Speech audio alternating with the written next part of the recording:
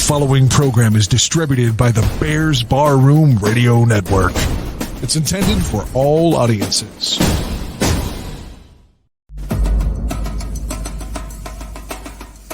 Draft on Tap with Danny Shimon and Niel Stopczynski.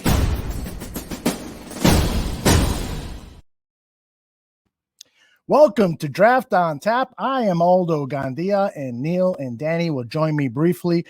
But I just want to say first, if you are like me, hopefully you've had the time to binge on the Senior Bowl stuff that's been on the NFL Network. And actually, I just learned from one of the guys that at ESPNU has been serving up lots of Senior Bowl material. So that is pretty cool. Just a quick rundown on what we're going to discuss on today's show is, of course, we got to start with the Chicago Bears and the quarterback talk and the fact that Deshaun Watson has officially requested a trade. So we'll get thoughts from Danny and Niel about the possibility of acquiring a Deshaun Watson and what that will take. And of course, there's some other veteran quarterbacks that I want to discuss with them.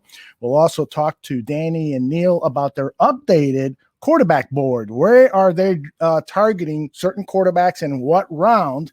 And then we'll move to interior offensive linemen, something that we promised you a couple of shows ago, but we've had so many things to talk about. We just kept pushing it back, and we're going to detail that today. And then we're going to end up the show talking about some of the Senior Bowl standouts that we've detected throughout this week's practice period. And then remind you also that on Sunday, beginning of Saturday, on Sunday, Danny, Niel, myself, and maybe some guests will join us here at 3 p.m. Central to discuss the game in detail and talk about some of the players that might really work out for the Chicago Bears. So here is Danny Shimon. Here is Niel Stopczynski. Gentlemen, how are you? Starting with you, Danny Shimon. I'm doing great. The weather outside is freezing, but the football talk is heating up. And that's keeping me warm, man. We're talking about Senior Bowl prospects. We're talking about trade rumors. We're talking about quarterbacks requesting trades. It's a lot to talk about. Mm-hmm.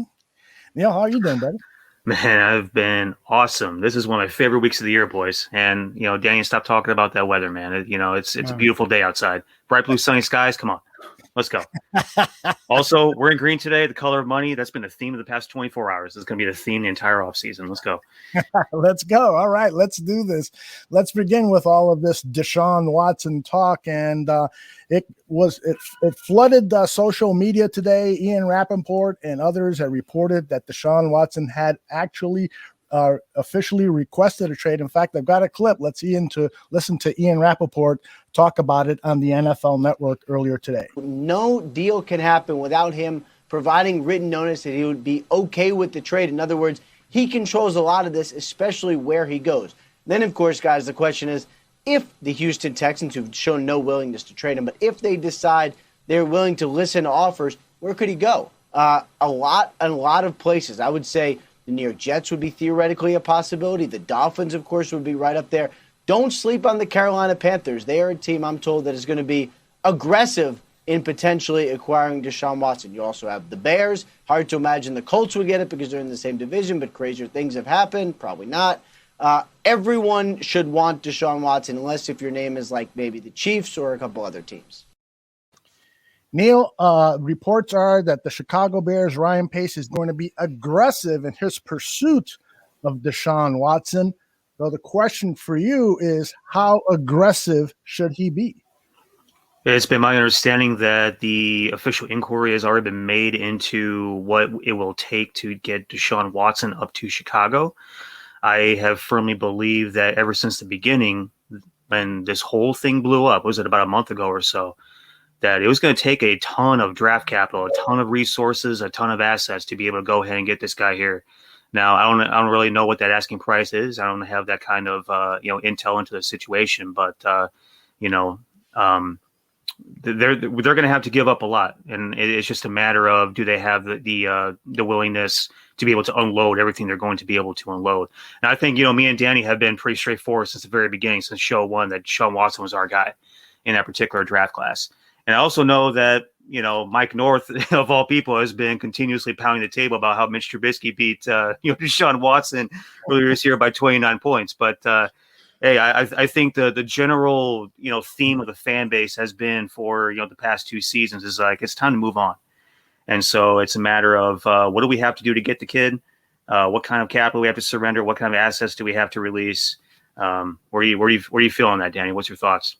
Yeah, I mean, my feeling is that Ryan Pace is, and that I think the reports are true. Ryan Pace is going to be as aggressive as he possibly can be to try and right or wrong he did by bypassing Deshaun Watson 3-4 years ago and taking Trubisky. But the unfortunate part is if you go back to the report by Rappaport, the 3 teams, the Jets, the Dolphins, and the Panthers, they all have top 10 picks to offer back in return. The Bears have the 20th pick.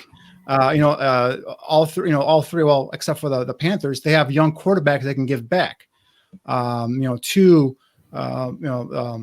Texans, if they want to go ahead and do that as well, the number 2 pick, then the Texans can go ahead and pick their own quarterback. So, all those deals are going to be more enticing and more attractive to the Texans if and when they decide to trade Deshaun Watson. That's why I think I would love to have Deshaun Watson running around in Chicago wearing a number 4 here. I just don't unfortunately think I don't care if Ryan Pace gives up his next 3, first round picks, next 3 second round picks. If the Dolphins or if the Jets or one of those teams in the top 10 that have much more attractive, lucrative draft capital and some young assets want Deshaun Watson, their offers are going to be better than the Bears. And then what everybody says, the Texans don't want to trade him within the AFC conference. All right, well, the Panthers can give them, whether it's the 8th pick, 2 number 1s, or whatever the package you want to come up with some young players as well on the roster that's going to be more attractive to a team like the Texans that are going to be going into full rebuild mode. Right. About an hour before showtime here, I asked the Barroom followers on Twitter, if the Bears could trade 3 first-round draft picks and a second-rounder for Deshaun Watson, would you do it? 73% said absolutely yes. 26% said no. And a lot of those yes people, there was like 30, 40 comments. A lot of those yes people were like, absolutely, you'd be dumb not to do this. You should, you should even give up more, those people said. And then some of the people who said no, saying you're absolutely wrong to trade away all of these assets. And frankly, I'm with those people who say no. I would not trade the future of this franchise for Deshaun Watson. You look at what Deshaun Watson did with the Texans this year. How many games did they win? And they had a premier left tackle. Yeah, I know there were lots of other parts missing, but you can make the same case for the Chicago Bears. And what parts are they going to accumulate if they get rid of future first rounders, second rounders? Some people were saying, I would trade even more. What are you doing? You're going to trade away the whole farm for a quarterback? He's going to be miserable here. You're going to have to build a team through free agency, and he's already eating up quite a bit of money. So unless you can package some of the salary you already have on the team and some draft picks, and to Danny's point, other teams are going to offer a quarterback, which is what the Texans are going to need. And you're going to need Deshaun Watson saying, I want to go to the Chicago Bears. That's where I want to go. And what is the likelihood of that? Right. So my message to everybody is it's a pipe dream. It's not going to happen. It's not going to happen. I would love for Deshaun Watson to play for the Chicago Bears, but I'm not going to give away 3, 4 number 1 draft picks and then second and third round picks and potentially players, which is what they'll be looking at, because we're not. What are we going to offer? Nick Foles? Yeah, the Texans would love Nick Foles. No, it's not going to happen, guys. Right, and that's a perfect word to use, pipe dream. I would love to have Watson here, like I said, playing for the Bears, but again, I don't think the Bears can offer anything. And then I saw a package circling around, the Bears offering this year's 1st and 2, next year's 1st and 3, and all different kinds of combinations. But again, that's not enough to entice the Texans, I don't believe, because I think those other teams are going to give them better deals. The other thing is, you made a great point there, Aldo, is Deshaun Watson's salary. The Bears are about roughly around 10 or 15, or is it 14 million now, under the projected salary cap for next year. You got to clear out space, so you got to cut players. Whether it's pick a name here. Kyle Fuller's making $20 million next year. I mean, I know there's always ways you can work around the salary cap. Sure. You can renegotiate contracts, extend contracts. But again, now what you're doing is you're paying, taking away from the future. You're taking away your picks. You're extending guys who are older with big contracts to more guaranteed money so they can make room under the salary cap. You're just drowning yourself here in terms of your future growth and potential. But hey, Ryan Pace is in a win now, mode. So I wouldn't be surprised if he does give up the farm to try and get Deshaun Watson. But like I said, Aldo, I think it's a pipe dream, and I'm just not. Even though I'll be excited to have him here as a Bears quarterback, I'm just not getting my hopes up. Here's the other thing too is that what's becoming really dangerous is that this is becoming a little bit of a hype machine as well. And you don't want this fan base becoming even more disappointed than they already are with the quarterback position if they don't get they don't get Deshaun Watson, the guy that they are now sort of starting to show that they want. Right. I think that I think us as media people need to be doing a better job of tempering this audience just a little bit and making them realize that, hey, this is a really unique situation where there's going to be a lot of different moving pieces that are going to need to go into him landing in Chicago, playing in the Windy City. Mm-hmm. This isn't going to happen tomorrow. It's not going to happen next month. And it probably won't happen at all, honestly. But, there's a lot of things that are going to go into this that, make this a really slim chance of actually happening. Absolutely. I put together some highlights of Deshaun Watson's play in 2020. And in that Packers game, he's behind 21-0, and he's still looking for his first touchdown. And this is it here in the third quarter. So I don't agree with Mike North. Oh, he lost against the Bears. And so what does that prove? Mitch Trubisky is better. That's ridiculous. But when you factor in how he played against NFC North teams, this score 35-13 when he gets his second touchdown there, that doesn't tell me, trade away 3-4 first rounders to get this guy. Look at the interception he throws here against the Steelers. This is the kind of stuff that we've been on Mitch Trubisky. Now, I know he's 10 times better than Mitch Trubisky. I know that he is playing without any offensive weapons. I know he was unhappy there. So I account for that, but I am not going to trade away the entire future of this team. You build a team first and foremost through draft picks. And you can't, if Ryan Pace were to make all those trades, I would be so disappointed in him. He is basically saying, I screwed up this team because I didn't pick Watson and Mahomes. So I am going to make up for that mistake by mortgaging the entire future of this franchise. And I probably won't be here in a couple of years, to pay the price, because there's no way he's going to put together a winning team if he doesn't have those assets. And then the salary cap, you just can't bring in the free agents, like Danny said. So it's not going to happen. And all of that, Watson's going to have to agree to come to Chicago. Right. And like you said, will he want to come to a team that bypass him for Trubisky? Mm-hmm. We don't know. Well, I'm curious is what is so egregious that has happened within that Houston organization where Deshaun Watson has said, I want out of here. Yeah. There's some guy there, an Easter bee or something, that he made promises to him that he hasn't kept.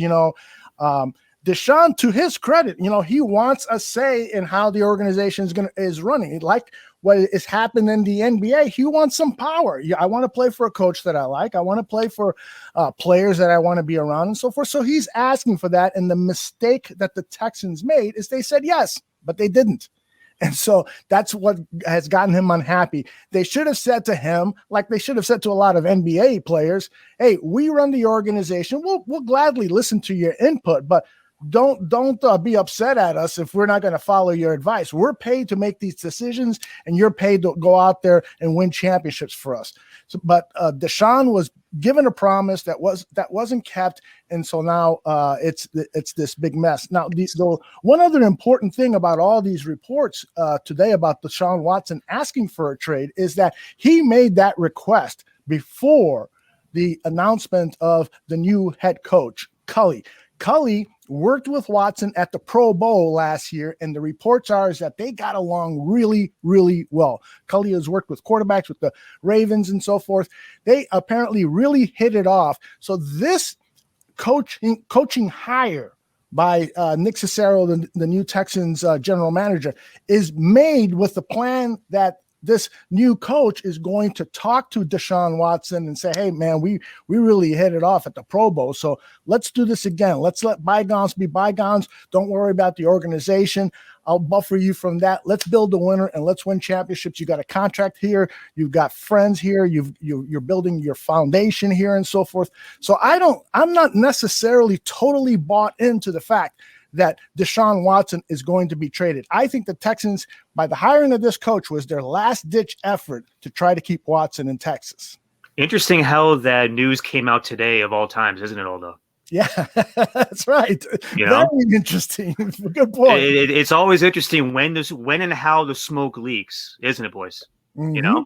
It's a bizarre thing. So you're saying Watson's people leaked it because they wanted to know that it doesn't matter what the coach is, or I'm not following your logic there. You know, I'm just saying it's really interesting. I don't know what's behind it, to be honest with you. I just think it's really interesting how, you know, this day you have the coach hired, next day you have it leaks that Deshaun Watson wants out. He officially asked to be out. I just think it's really interesting that it's bizarre, the timing, isn't it? Yeah, I agree with that. I think that perhaps it could be one of several things. For instance, it could be Deshaun's agent leaking it out saying, hey, I don't care who they hired. Deshaun asked for a trade days ago.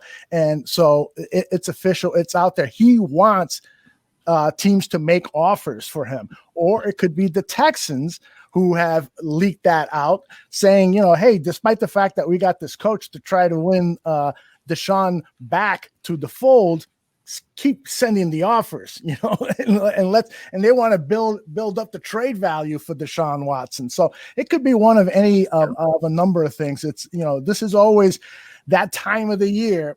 I mean, I've learned over the years, you never believe anybody in the NFL, but especially after the regular season is over, you don't believe anything at all. Nobody has got it right. There's rumors, there's agents planting rumors, there's general managers and team officials planting misinformation, providing no information. There's the media making up their own bullshit. So don't believe anything. You know, if anything, I believe Danny and Niel are two of the top draft analyzers and talent appraisers out there. So I want to talk to you about Matt Stafford. What about Matt Stafford? He's available. He would come in a much lower price. And apparently there's a report that only about 10 teams have inquired about Matt Stafford. Hopefully the Chicago Bears have. And potentially it could be as little as a first rounder for Matt Stafford. Danny, your thoughts first on the possibility of acquiring Matt Stafford. Again, I think it's a pipe dream, mainly because I don't think Detroit will trade him within the division and face him twice a season. The other thing is with Matt Stafford, I believe his salary is in that, if not 20 million, near that 20 million range. Or again, we're talking about the same things in terms of salary cap, maneuvering the salary cap. But guys, like Matt Stafford is a good quarterback. Of course, he'd be an upgrade here in Chicago, but he's not a guy that I'm really that high on. I mean, yeah, he's got the great arm. But he hasn't really won. And again, I know he plays for Detroit, but he's never a guy that's, come through in the clutch moments, at least from what I've seen of him.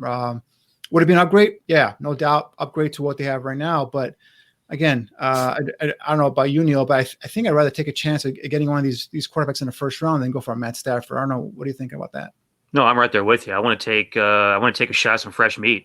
I want to take a shot at a kid that's hungry. I want to take a shot at a kid that's not disgruntled, right?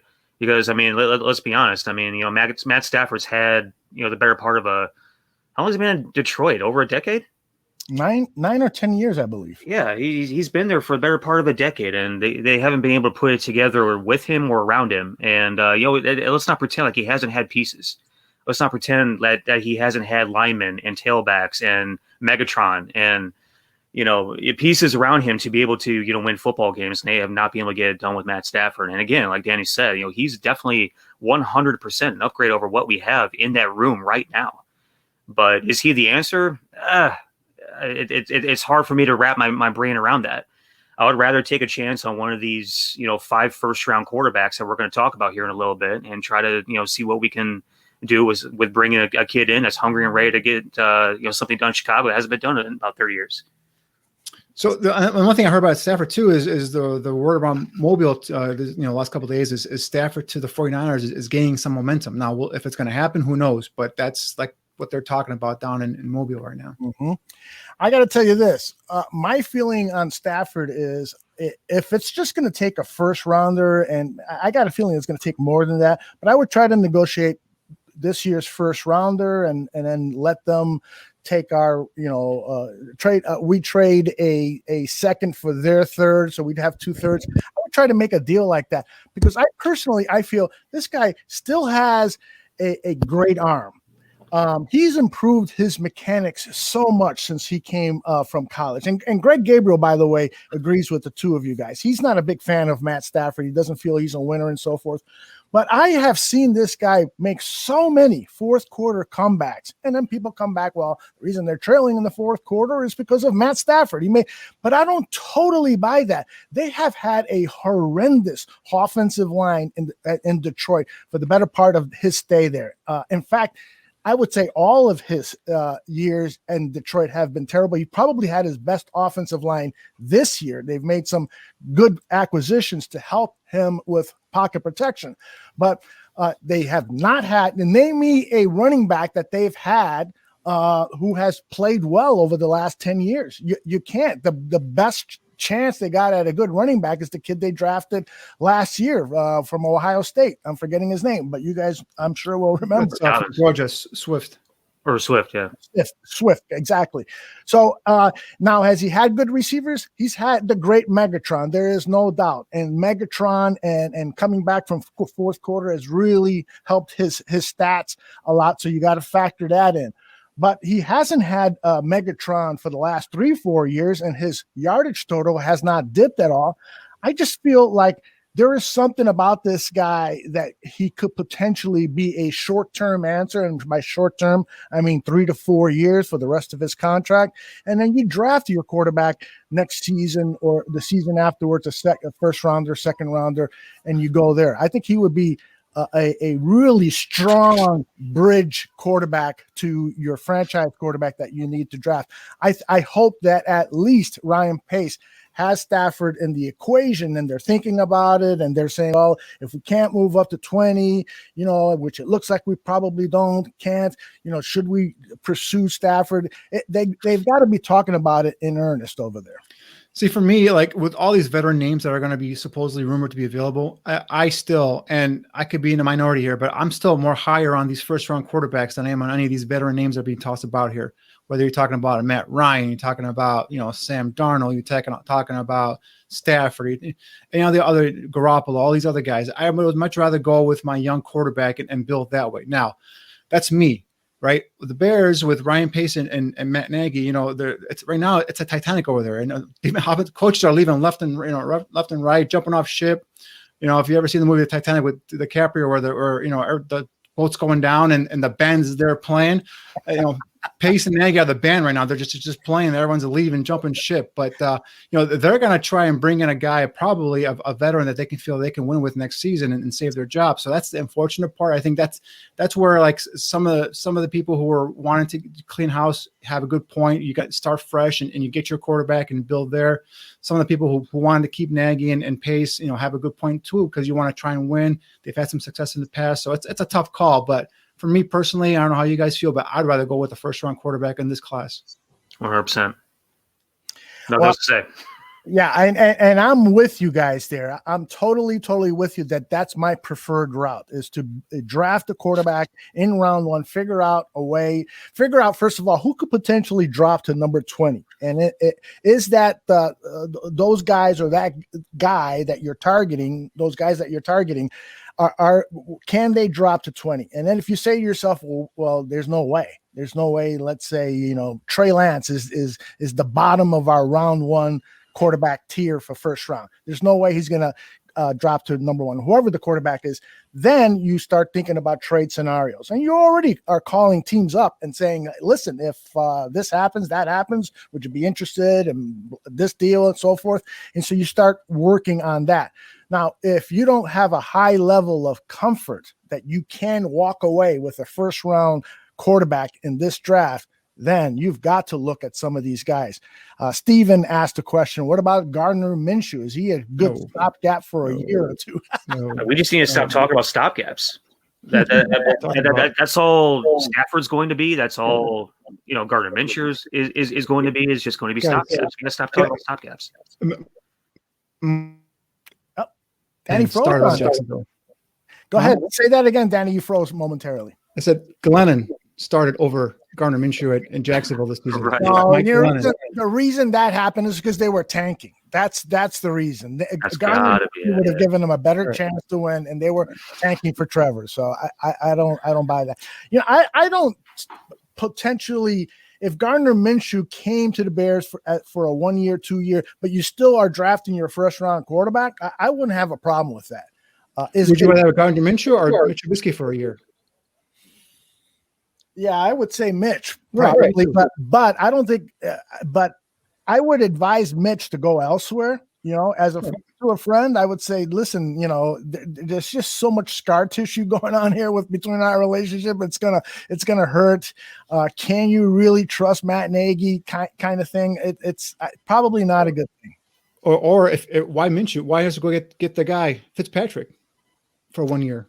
I would go there. We know he's great at mentoring young quarterbacks. You get your young quarterback, you bring Fitzpatrick in. Now, this is all fantasy because we know Nick Foles has got a contract that's immovable, right? Mm-hmm. So he's pretty much here as your bridge quarterback if you go get a first round, young kid. But if we're talking fantasy here, Fitzpatrick comes in, he's a guy that he's got the hot and cold streak, but when he's hot, he's damn hot.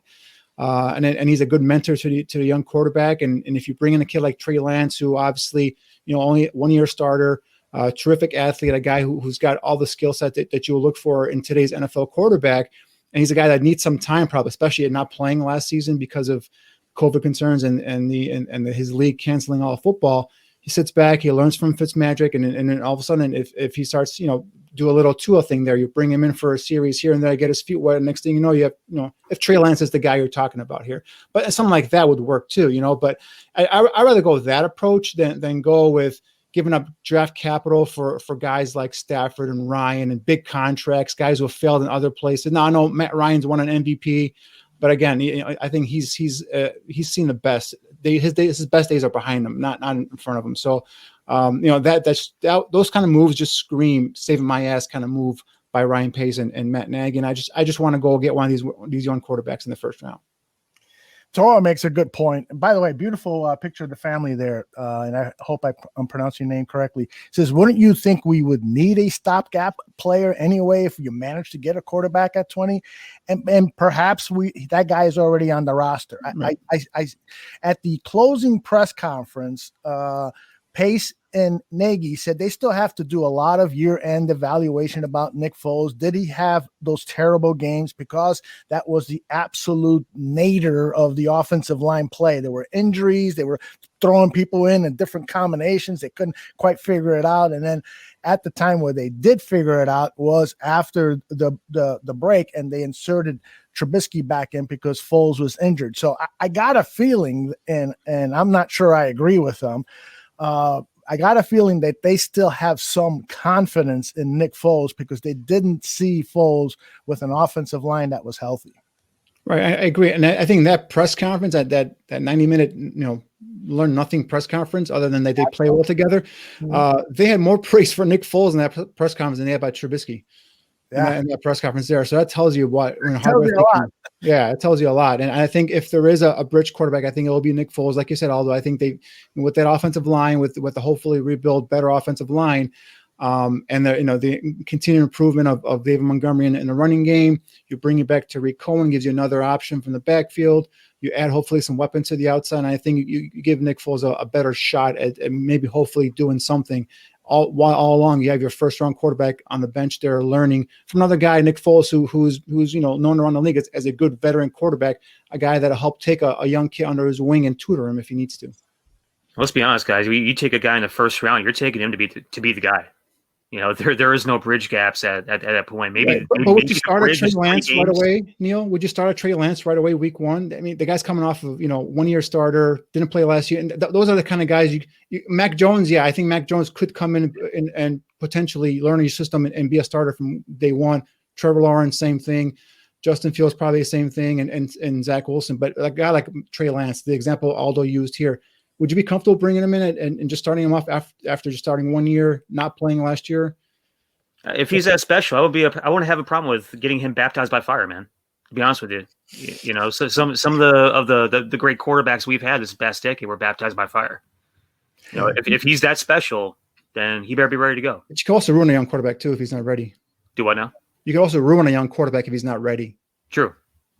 To me, the response to that should be, you got to have the rookie mini camp. You've got to have all the OTAs. You got to see how he responds on the practice field prior to even preseason, because if he looks terrible in the OTAs, he's just not getting the playbook for some reason.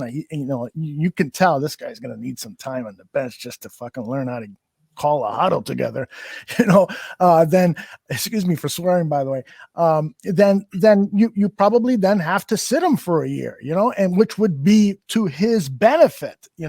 We've seen quarterbacks, Mitch Trubisky, who were rushed into action that I think was more of a detriment to him than not. There are just certain quarterbacks that you can take a risk at and play them right away, throw them into the deep part of the water because they got thick skin, because they're tough competitors, because they pick things up quickly. So, and Mitch didn't have all of those qualities. Mitch has been rumored to be not the smartest guy in the room, would pick things up a little slower and may have picked up things in the classroom, but they weren't necessarily being translated out to the practice field, which is why Matt Nagy was calling plays out of his Madden playbook instead of, schematically thinking of ways to beat teams and so forth. So it's a huge challenge.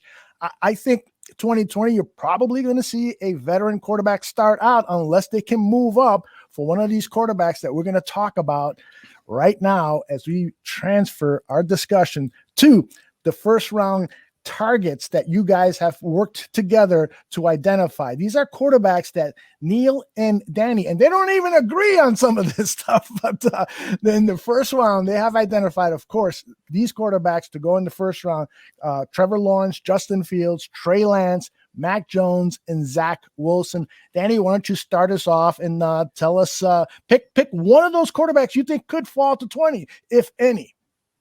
Well, I mean, 20 might be hard. I mean, you're probably going to have to, if you're Ryan Pace and Matt Nagy, you're going to have to go ahead and go through your preference, your 1 through 5, if you will, and see which one you want. Now, at 20, you might see a Mac Jones there. You might see a Trey Lance there. It depends on how the board falls. We talked about this veteran free agency carousel of quarterbacks.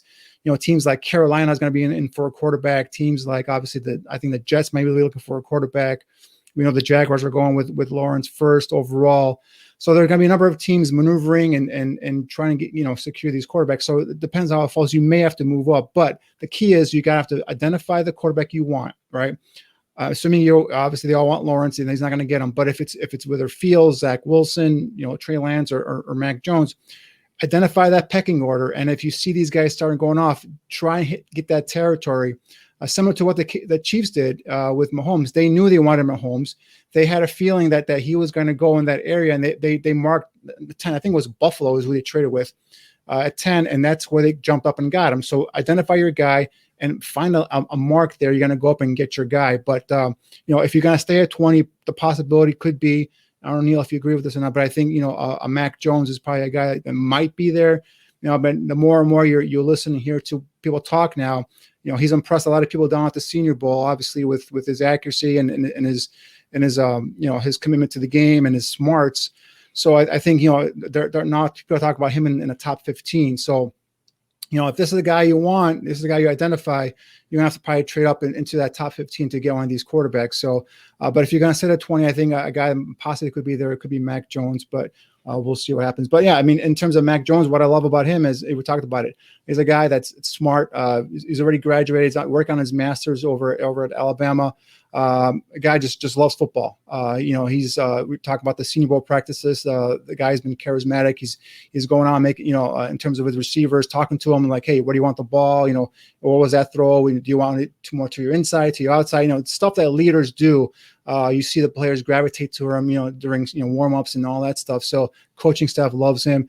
This is a guy that athletically is not going to compete with the other guys, the other four in this first round in terms of what they could do with their feet, in terms of their athletic prowess. But this is a guy that shoulders above his head. He's smart. He's a guy that can decipher, can make quick reads on when chaos is all around him. He's a guy that has a pretty deep ball, might throw the best deep ball in the draft. His accuracy downfield is pinpoint. He can throw receivers open. His ball placement is excellent.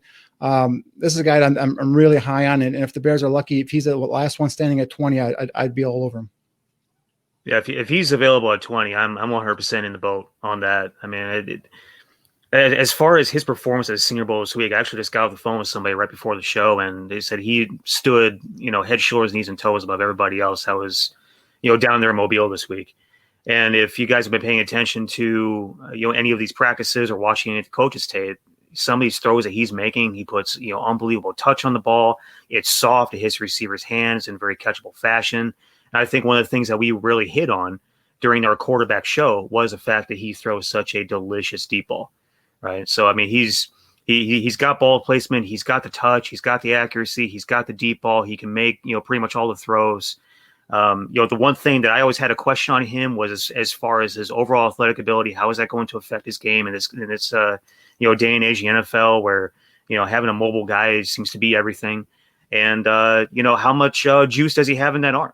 Because, early in the season, I'm not sure if I really saw a whole lot of juice coming off those balls, but I think he proved, further on as we made our way through the year that, he can deliver something on a rope if he has to. And you talked on Dan, you touched on his charisma and his personality, being a locker room guy, a great teammate, captain, all those types of things. I mean, he's got all the tools. As far as anybody else that could potentially fall to that level, Trey Lance is another dude that I think is losing a lot of momentum. Amongst all these other guys that have played a full season of football this year, was putting all this tape out there and making all these plays. I think he's lost a lot of momentum. I don't think that he's necessarily a guy that we need to be too worried about starting day one, though. Although you made a point about how Mr. Trubisky was, slow to grasp and slow to learn. And you had to kind of, put the training wheels on and all those types of things. I'm hearing the opposite rumors about Trey Lance, that he's a film junkie. He's a quick learner. He's smart, comes from a football family. It's in his blood, all those types of things. I'm not sure that we're going to be in the same position. I know the whole first year starter thing is a really touchy topic right now. I'm not sure we're going to be in the same position if, Trey Lance ends up slipping too, right where we are, and he's available as well. And to be honest with you, between the two of those guys, it'd be tough not to take the really athletic, freaky, guy that has a strong arm and going to have a fast 40 and all those types of things. But I mean, at that point, you have to be really smart about your evaluation process and not just, bite on the hype, which is a lot of times what we have done as an organization. The Bears have done it as an organization time after time after time over the past, 25 years of our lives. Zach Wilson has been gaining a ton of momentum as we have gone through. And even though he's not down there in, Mobile, he still has a lot of juice behind his name right now. He put together a really, really saucy year. And he's shown that he can make all the throws, that he has the charisma, that he is a great teammate, all those kind of things that you have about Mack. And he has a little bit of that extra, sort of like, swag about him to where he can make some really, unique plays, a la Patrick Mahomes. Not that he, is trying to be Patrick Mahomes. Kid's just out there, going ahead and making plays. But I think those are the guys. Those are three guys that are realistic. I think that obviously, Trey Lance or Trevor Lawrence, he's going number one. We all know that. Justin Fields is going to go in the top, probably 2 or 3. I'm not sure that the Bears are going to have enough draft capital to be able to go up ahead and move to those spots. But the question is where is Zach Wilson going to fall? Is he going to be top 10? Is he going to be 10 to 15? Is he going to be, hovering around top 5? Some of those guys like Daniel Jeremiah today mentioned that he's kind of hearing some chatter around, top 5 around Zach Wilson right now. I'm not sure I'm necessarily buying that, but I could see it being a potential. So it's what's realistic as far as who you think you can get and where you are right now, and who you think you can get in giving up enough assets and resources to move up as far as you can to the point where you think you can get that individual. Stephen, I'm sorry for interrupting. Stephen asks about Mac Jones. He says, I know people say the talent around him in Alabama made him what he is, but what if it's the opposite, that Jones made guys like Devontae Smith even better than Tua did? Is that crazy to think that? I mean, if you look at it, Tua last year had, the full complement. He had, Jalen Waddle, he had Ruggs, he had Devontae Smith, he had, all these other guys that hadn't graduated yet. And, Mac Jones came in with Waddle and Smith, and then Waddle got hurt for most of the season. And it was just basically him and Smith and Najee Harris in the backfield. So now he does have 3 or 4 NFL offensive linemen in front of him as well. But you just look at them, like Niel was saying, the thing about him was like, a lot of these throws he's making are, it's the windows are wide open. It's just because the players he's throwing to are just so great. They're creating that separation. We took a look at these practices down at Mobile this week, and you see him making those tight window throws. There's one throw down the seam to the tight end from Georgia where the guy was covered, but he threw it to a spot where he led him away from the defender, and the guy just put his arms on and made a catch. And those are the type of throws, NFL type throws you see Mac Jones throwing. And we see the highlights. We see him throwing a beautiful deep ball, hitting guys in stride, not even breaking stride, right in her hands, in her wheelhouse. So it's like this is probably one of the best deep ball throwers in the draft. And again, deep ball throwing is not the end all be all, but it definitely helps you when you can have the accuracy and downfield ability to be able to drive the football and to hit a receiver in stride and allow them to go ahead and then utilize their skill set and ability to get more yards after the catch. So, the only thing about Mac Jones is just the athletic overall. He's not as athletic as some of the other quarterbacks. Hey guys, just so you know, we would have beaten Philadelphia if we can complete a deep ball. Oh yeah, we would have. That is true. All right, let's move on. You guys have finished talking about those first round targets that you have, because now we're going to get to the juicy point where you guys disagree. Yeah, I mean, for me, I don't know if you feel the same way, but if the Bears come away from the first night of the draft with one of these 5 quarterbacks, I'm good. I'm good with any single one of those guys. Yeah, me too. And I think any single one of them are going to be able to fill the need. They're going to make us better. They're going to improve the room. So I'm good. Yeah, and just to make sense here, make sure this makes sense to me in terms of the order of these guys. So this is pretty much how you see it: Lawrence, Fields, Lance, Jones, and Wilson. No, Wilson is higher. Wilson third. No, that doesn't. No, that's my bad. Yeah, it's Wilson third. Lance and Mac Jones are 4 and 5, depending how you that's an interesting debate. Like if I thought about it, if you're sitting there and you're looking at 20, right, or whatever pick the Bears have, and both Lance and Jones are there, man, I know that Trey Lance, his ability, his athletic ability, like I said, the ball in his hands, run the ball, it's special. It's almost Lamar Jackson special, and he's shown the ability to be able to make NFL type throws, deep ball, the outs, and he's got the strong enough arm, the skill set's there. But man, it's like you're talking about a kid like Mac Jones who already has, the game from the shoulders up. Is just a matter of overall athletic ability. Man, it'll be a tough call for me. But again, who's to say Trey Lance doesn't have that? Like we keep making Trey Lance out to be this Mr. Trubisky like bum where he can't think above the shoulder. Not at all. I'm just saying I'm going off a 1 year tape of Trey Lance at a lower level competition, as opposed to a year and a half to almost 2 years of tape of Mac Jones versus SEC competition. So that's the only thing I'm looking at. And I love quarterbacks that are smart from the head. And you said Trey Lance could be that as well.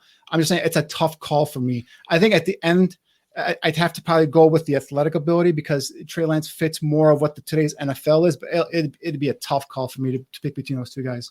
I think the regret factor might be a little bit higher with Lance. I think that's what we're talking about here. The regret factor might just be a little bit higher there. The ceiling is higher. Because of the higher ceiling. Correct.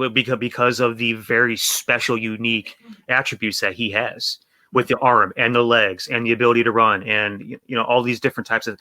I think that the regret factor is higher there, which is why you may lean on that side. But again, whichever way we go at 20, if both those guys are available at 20, whichever way we go at 20, I'm not going to be upset about it one way, shape, or form. Wouldn't it be like Ryan Pace to trade up and pick Kyle Trask in the first round? Do not speak that into existence. Do not do it. Aldo just back like 20 feet away. Listen, in fact, that leads to my next question for you guys, and I love the opinion of the people in the chat room here. Ryan Pace went out of his way to say, we're going to get this quarterback situation right because we're going to collaborate. And he went on to basically say, now because I got Matt Nagy helping me make that decision, I'm not going to screw up like I did last time. Do you two guys and people in the chat room, let me know your thoughts. Do you guys think that Matt Nagy and John DeFilippo, I think he's going to have a say in this too. Do you think that they are going to help Ryan Pace choose the right guy as opposed to Kyle Trask? That's the one that John DeFilippo and Laser as well. So I think those four guys combined, as opposed to just Ryan Pace and Nagy. But those four guys combined, and I think I have a lot of respect for DeFilippo and the way he coaches his quarterbacks and what he looks for in quarterbacks. Now, he might not be a great offensive play caller, but I think in terms of coaching up quarterbacks and identifying those guys, I think that's a guy that I trust his opinion on a lot. So I think those four guys collaborating should come up with a good, solid prospect for the Bears. You feel the same way? You think Nagy and DeFilippo are going to help Pace make the right call? Well, if Pace can't do it by himself, I love that we get a little bit of a committee to get this job done the right way. I suppose a few more heads are better than one head that can't get it right. No, I'm being facetious, but hey, I mean, whoever has good input that can get this right for the final time, and so we have a dude that can carry us the next 15 years of our lives as Bears fans. Let's make it happen. Whatever we have to do, just make it happen. And if they want, I think Niel is available too. We're both available if they want to call 100%. Yes, I have nothing going on my schedule from now until the end of April. So let's make that. Let's go ahead and work some magic. If they trade up for a quarterback, they lose draft capital to draft an offensive tackle as well, which is almost as big of a need. Well, it depends. It depends on what you're talking. If you look at it back, and I can't remember off the top of my head what the Chiefs gave up, but I know they gave up obviously the 27th pick and then next year's first round pick. So, if you're looking at that, if you're looking at the 20th pick and next year's first round pick to move up, 10 slots, for example, it might even be that much. It might just be the first this year, maybe a third and a second next year, some wild combination. But it all depends on what you have to give up. So, to go from 10 to 20, you probably have to give up next year's first round pick. But, to get your quarterback, your potential franchise starting quarterback, it's worth giving up next year's first round pick for him, in my opinion. All right, let's move on to your round 2 and 3, day 2 of the NFL draft, your targets then. Round 2, Danny had Sam Ehlinger, surprise, at round 2. But Danny Hookem.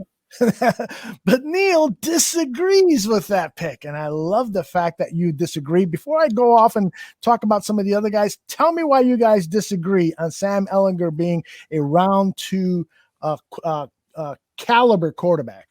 Well, I don't know if it's. I mean, we both think it's day 2, right? Obviously, he just thinks it's day. Round 3. I think round 2. But I think with Ehlinger and the questions about him was always is his size. And he he's listed at 6'3" at Texas, which I know he wasn't 6'3". He came in about 6'1" and a half, I think 6'1" and a half and a quarter or something like that, which is roughly where I expected him to come in. The other thing was his ability to drive the ball down the field with accuracy consistently. And that's something that the scouts are looking at now at the Senior Bowl. And I think, and Neil, I don't know if you agree, but I think the offense he was playing it with Tom Herman didn't help him.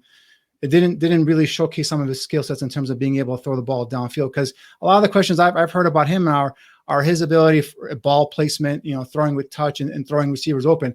There are times I see him throw receivers. I did a highlight package earlier in the year where you see him leading receivers and throwing to a spot and having guys like last year, like Devin Duvernay, run to a spot and make the catch. So I've seen him do it. Now it's the consistency factor that I agree with in terms of the first couple of years when he was playing. I saw a little bit more consistency downfield and a little more accuracy. The last year and a half, I've seen some of that, the ball sailing a little bit, the ball being a little bit off target. So, if he can, get that squared away down at the Senior Bowl and show these NFL GMs, scouts, and coaches that he can make those type of throws and be consistent and accurate downfield. Listen, this guy's going to blow him away in the classroom, guys. In the interview process, he's going to blow him away hands down.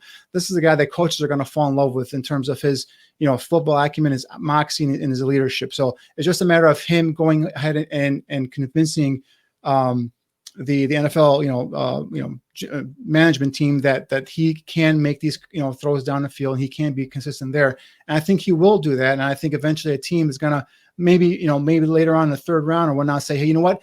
I don't want to wait for this guy. I might trade up, get into the second round and pick him. So that's why I see him going in round 2. And I think 3, because I think when you talk about round 2 guys, I think you're talking about still guys that you want to bring in and give them a shot to be the guy.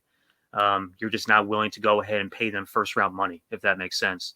With Sam, I'm just not 100% sold on him. I like him a lot. I think he has incredible intangibles. I think he's an awesome leader.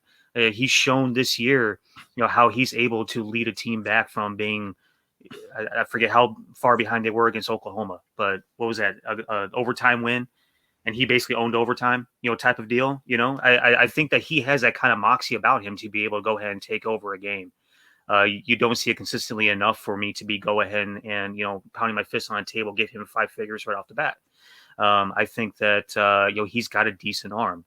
I think that, he runs really tough and he can be one of those dudes that can be featured in a run heavy type of offense, a spread option type of offense, a spread heavy type of offense.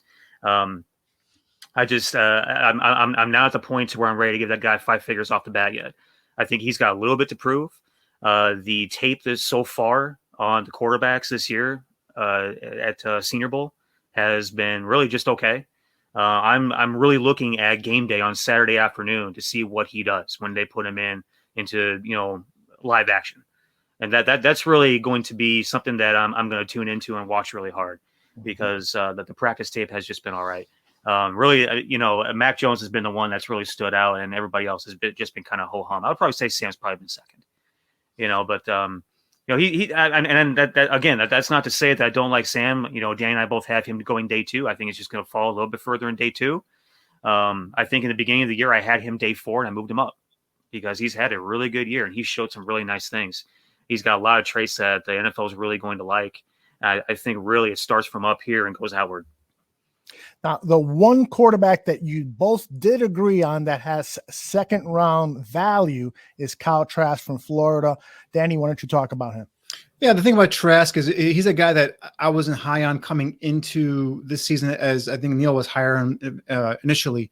But he too has shown me some stuff in terms of his ball placement downfield, his accuracy, his ability to run that offense. Again, it's not a really complicated offense they run over in Florida, but it's an offense where he was successful and he had some good weapons on the outside. We talk about Kadarius Toney, Grimes, the receiver. We talk about Pitts, who could be a sensational tight end at the next level. But, and he's got the size at 6'4", but he's another guy that athletically doesn't match up with any of the quarterbacks. And for me, is I have the same questions that scouts have about Ehlinger, and that's his ability to drive the ball consistently downfield, particularly in bad climate situations. Playing in Chicago, we talked about before. Bad weather could be could be any one of the home games you could have. Past October, right? So those are my questions about him.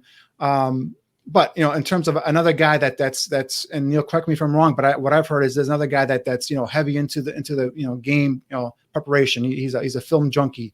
He's a guy who loves ball.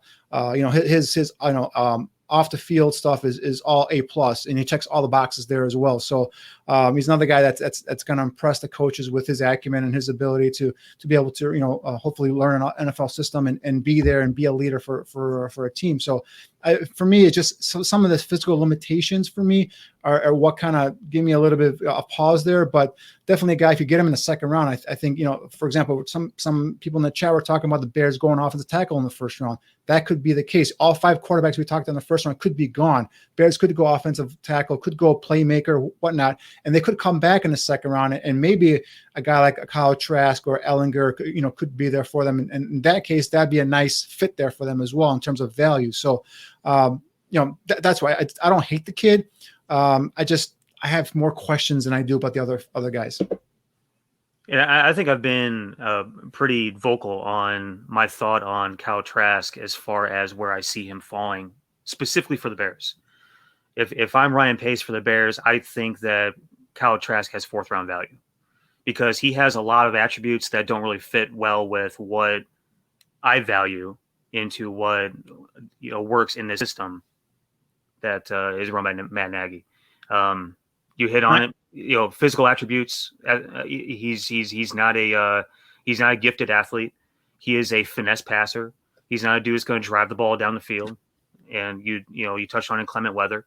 I think that in Dan Mullen's system, you have to have a guy that is a film room junkie, that is a playbook junkie, a football junkie. That is a requirement of his quarterback. So he is that guy, and it shows given his trajectory upward as he's improved from last year to this year, right?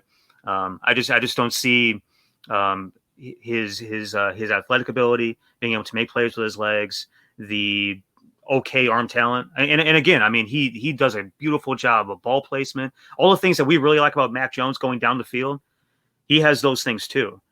If you combine those things with what Trey Lance has as far as athletic attributes, you're talking about potentially a second, pick in the draft as far as quarterbacks goes.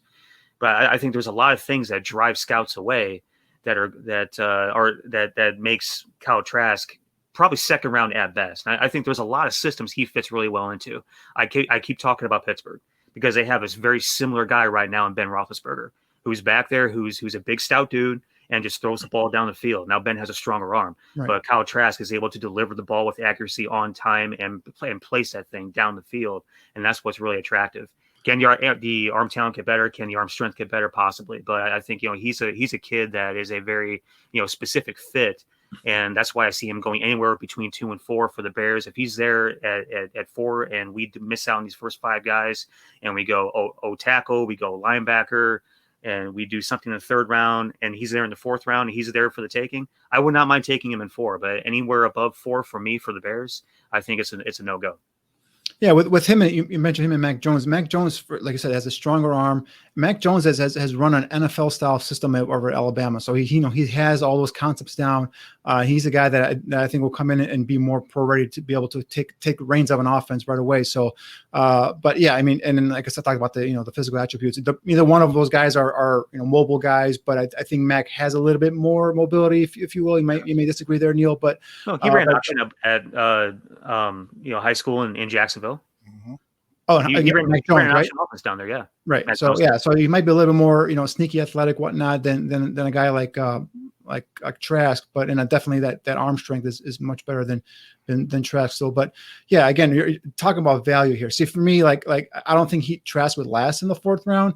I think if he's there in the 2nd round, if you're the Bears, for example, you didn't get a quarterback in the 1st round, and he's a guy. I'm curious, Neil. You said you don't think he fits the Bears system. Are you talking from the athletic standpoint, not a guy that can run? Is that why you don't think he fits in the Bears system, or what are you referring to there in terms of not a ideal fit?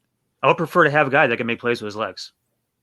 But Mike Jones can't make plays with. I mean, he's not going to be a guy that's going to be relied to be, making plays with legs either. But he's not going to be Lamar Jackson, but he can make plays with his legs. He's athletic enough to be able to. He's adequate, right? You attach that word adequate onto Mac Jones. I don't even think Kyle Trask is adequate.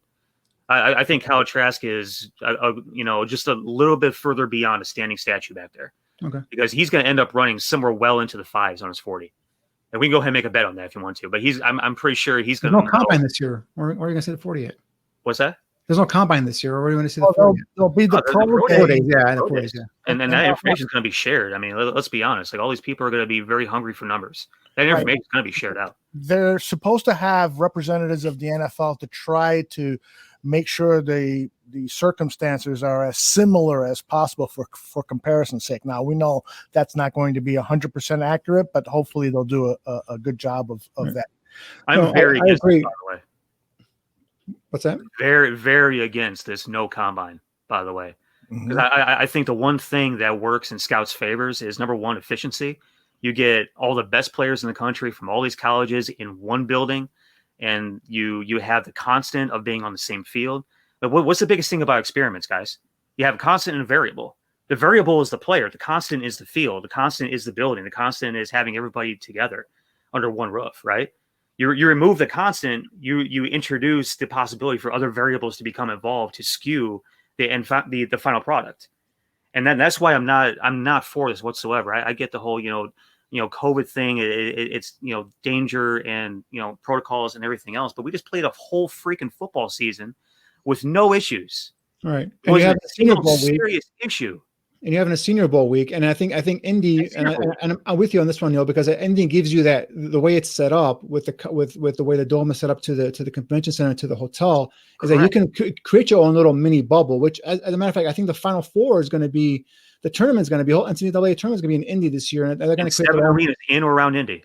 Right, it's going to be their own like kind of mini bubble. So I think I'm with you there. I mean, I think if they wanted to, the NFL could have put this together still and created their mini bubble.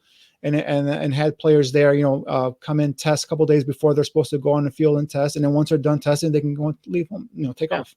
Everybody's got a different field turf, guys. Like there isn't one single field turf that runs the same as anybody else's field turf in the country. Maybe they have like the same brand or whatever, but the way it's taken care of, Florida's field turf is going to be different from Northwestern's field turf. It's going to be different from Mississippi State's field turf. It's going to be different from USC's field turf. You're not going to have the same surface, and that's going to really drive a stake into the heart of consistency in this whole thing. I'm telling you, it's going to piss a lot of people off, and it's really going to skew the numbers, and there's going to be a lot of question marks. There is no doubt about that. And thanks to Stephen for making us aware that apparently Mac Jones has suffered an ankle injury at practice today. Yeah, and Jim McBride, I believe he's with the USA Today. Let's see. Jim is Boston Globe. He says, update, Jones said he tweaked. I don't know. Can you guys see that? Yeah. Jones said that he tweaked his left ankle, and there's a chance he won't play in Saturday's Senior Bowl. He needs to get treatment. I got a feeling that he is not going to play. When he volunteers that information that there's a chance that he can't play, I got a feeling he's not going to play because he doesn't want to risk that first-round projection that so many people are telling him he's already got in the bag. That came out live, though, too. When watching that practice live today, he said on camera, it was like, yeah, I tweaked it a little bit. If this was like he was talking to Matt Rule, if this was a game during the season, I'd be able to still go out there and play. But this is exhibition. NFL's on the line. He sat out the rest of practice. Didn't say whether or not he was going to play Saturday or not, but it's probably smart for me not to go with the rest of practice today. So he just got kind of rolled up on a little bit. The pile. Kind of rolled up on his ankle a little bit. That's all it was. It didn't look gruesome. It didn't look like it was going to be a really big time deal. Expect maybe just a little bit of a sprain that would take a couple weeks to heal. Probably smart for him not to play, to be honest with you, unless it was even less than a sprain. And maybe it was just he got rolled up on a little bit and it's a little bit. Well, sore. I hope he plays. He's one of those guys that I desperately want to see him play in that game and see if he can do some of the things that you guys have been talking about. Yeah. I mean, and then just knowing how the competitor he is, I bet you he goes out and plays. It might be only for a series or two, but he's going to, I think, sit up and play. I think I'll take it, even if it's a couple of series. And then one other guy I'm really looking forward to see play Saturday is Jamie Newman, who Danny has targeted as a 3rd round pick, and Niel is targeting for the 4th round pick. Let me start with you, Danny. Why do you like Jamie Newman as a 3rd rounder? Well, Newman was a guy I told you guys in our first show, and we talked about quarterbacks. The guy I was really looking forward to watching this year, coming off that 1 year, his first year starting at Wake Forest last year. He was going to go to play at Georgia, and then the whole thing he opted out for the COVID thing. So I think what he's done down there in Mobile this week is he's reminded everyone that the type of athlete, the type of physical specimen he is at that quarterback position. So he's another one that his deep ball, anything outside the numbers, I mean, those hash to the outside, field side of the throws, those are on a rope, on a line drive. And his deep balls are pretty, it hits receivers in stride, accurate downfield. So his main thing is deciphering the junk that's in the middle of the field, those safety that's playing a robber position, those guys kind of creep up on him and intercept the ball on him and come out of nowhere. So he's got to have to get better at processing the game. But again, he's a guy that's another guy, 6'2", 6'3", 200 plus pounds. He can run with the football. He's a guy that's got a competitive attitude on the football field. You see him, trucking guys at the goal line. Those are the type of things that NFL teams just salivate when they see their quarterback. So again, he's a guy that's not a finished product by no means, but I think teams are going to see that this guy's got the potential, got the tools that, I'm gonna take him in the third round because I don't know if he'll be there in the fourth or fifth round. Another guy didn't play at all this season, so he's got a lot of question marks to answer off the field. So hopefully, that interview process is going well for him. But we've seen some highlights here, like he's running over guys at the goal line. So this is a guy that's a physical specimen, has shown the ability to get the ball down deep, and he throws a beautiful football. Does he have work to do? Yeah. Is he going to be able to come in and probably start from day one? Probably not.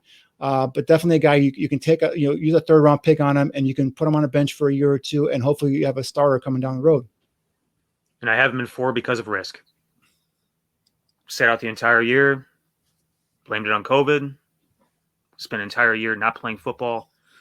Yeah, he's got all the athletic attributes in the world. He's a big physical specimen, 6'2" and a quarter. Thick kid, big old hands. He measured 10.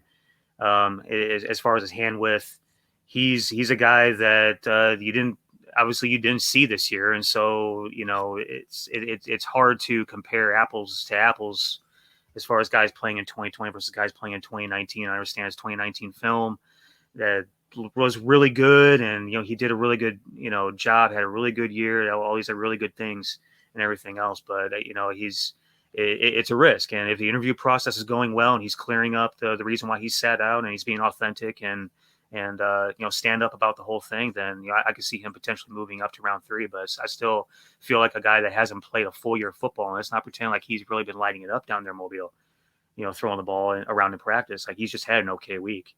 But you're okay with Trey Lance in the first round, though.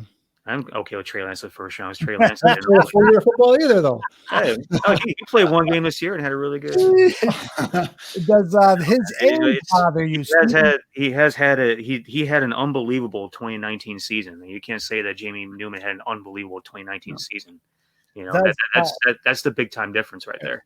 Does Jamie Newman's age concern you at all? He's 24 or will be 24 by the end of the 2021 season. For me, let me answer that. To me, it doesn't bother me at all. With quarterbacks playing now into their late 30s, early 40s, we're going to see a quarterback in the Super Bowl.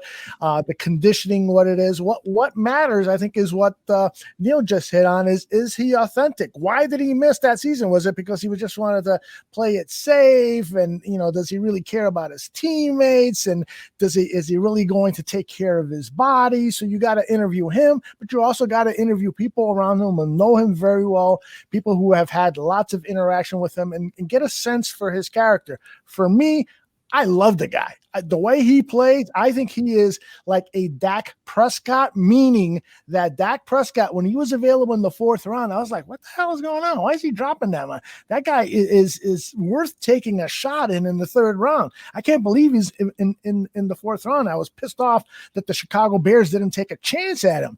So I think that if this guy is available and you haven't picked a quarterback in round 1 or round 2, and this guy's available in round 3 for the Chicago Bears, I'm going to be throwing stuff if Jamie Newman isn't being announced as a Chicago Bears draftee in round 3. I'm going to be really. I don't know if Neil, you heard the same thing, but for me, there are some questions around him in terms of, he was told he has to compete for the job at Georgia, and he didn't really like that. Is that what you heard as well? That's some of the stuff I heard, not confirmed, but.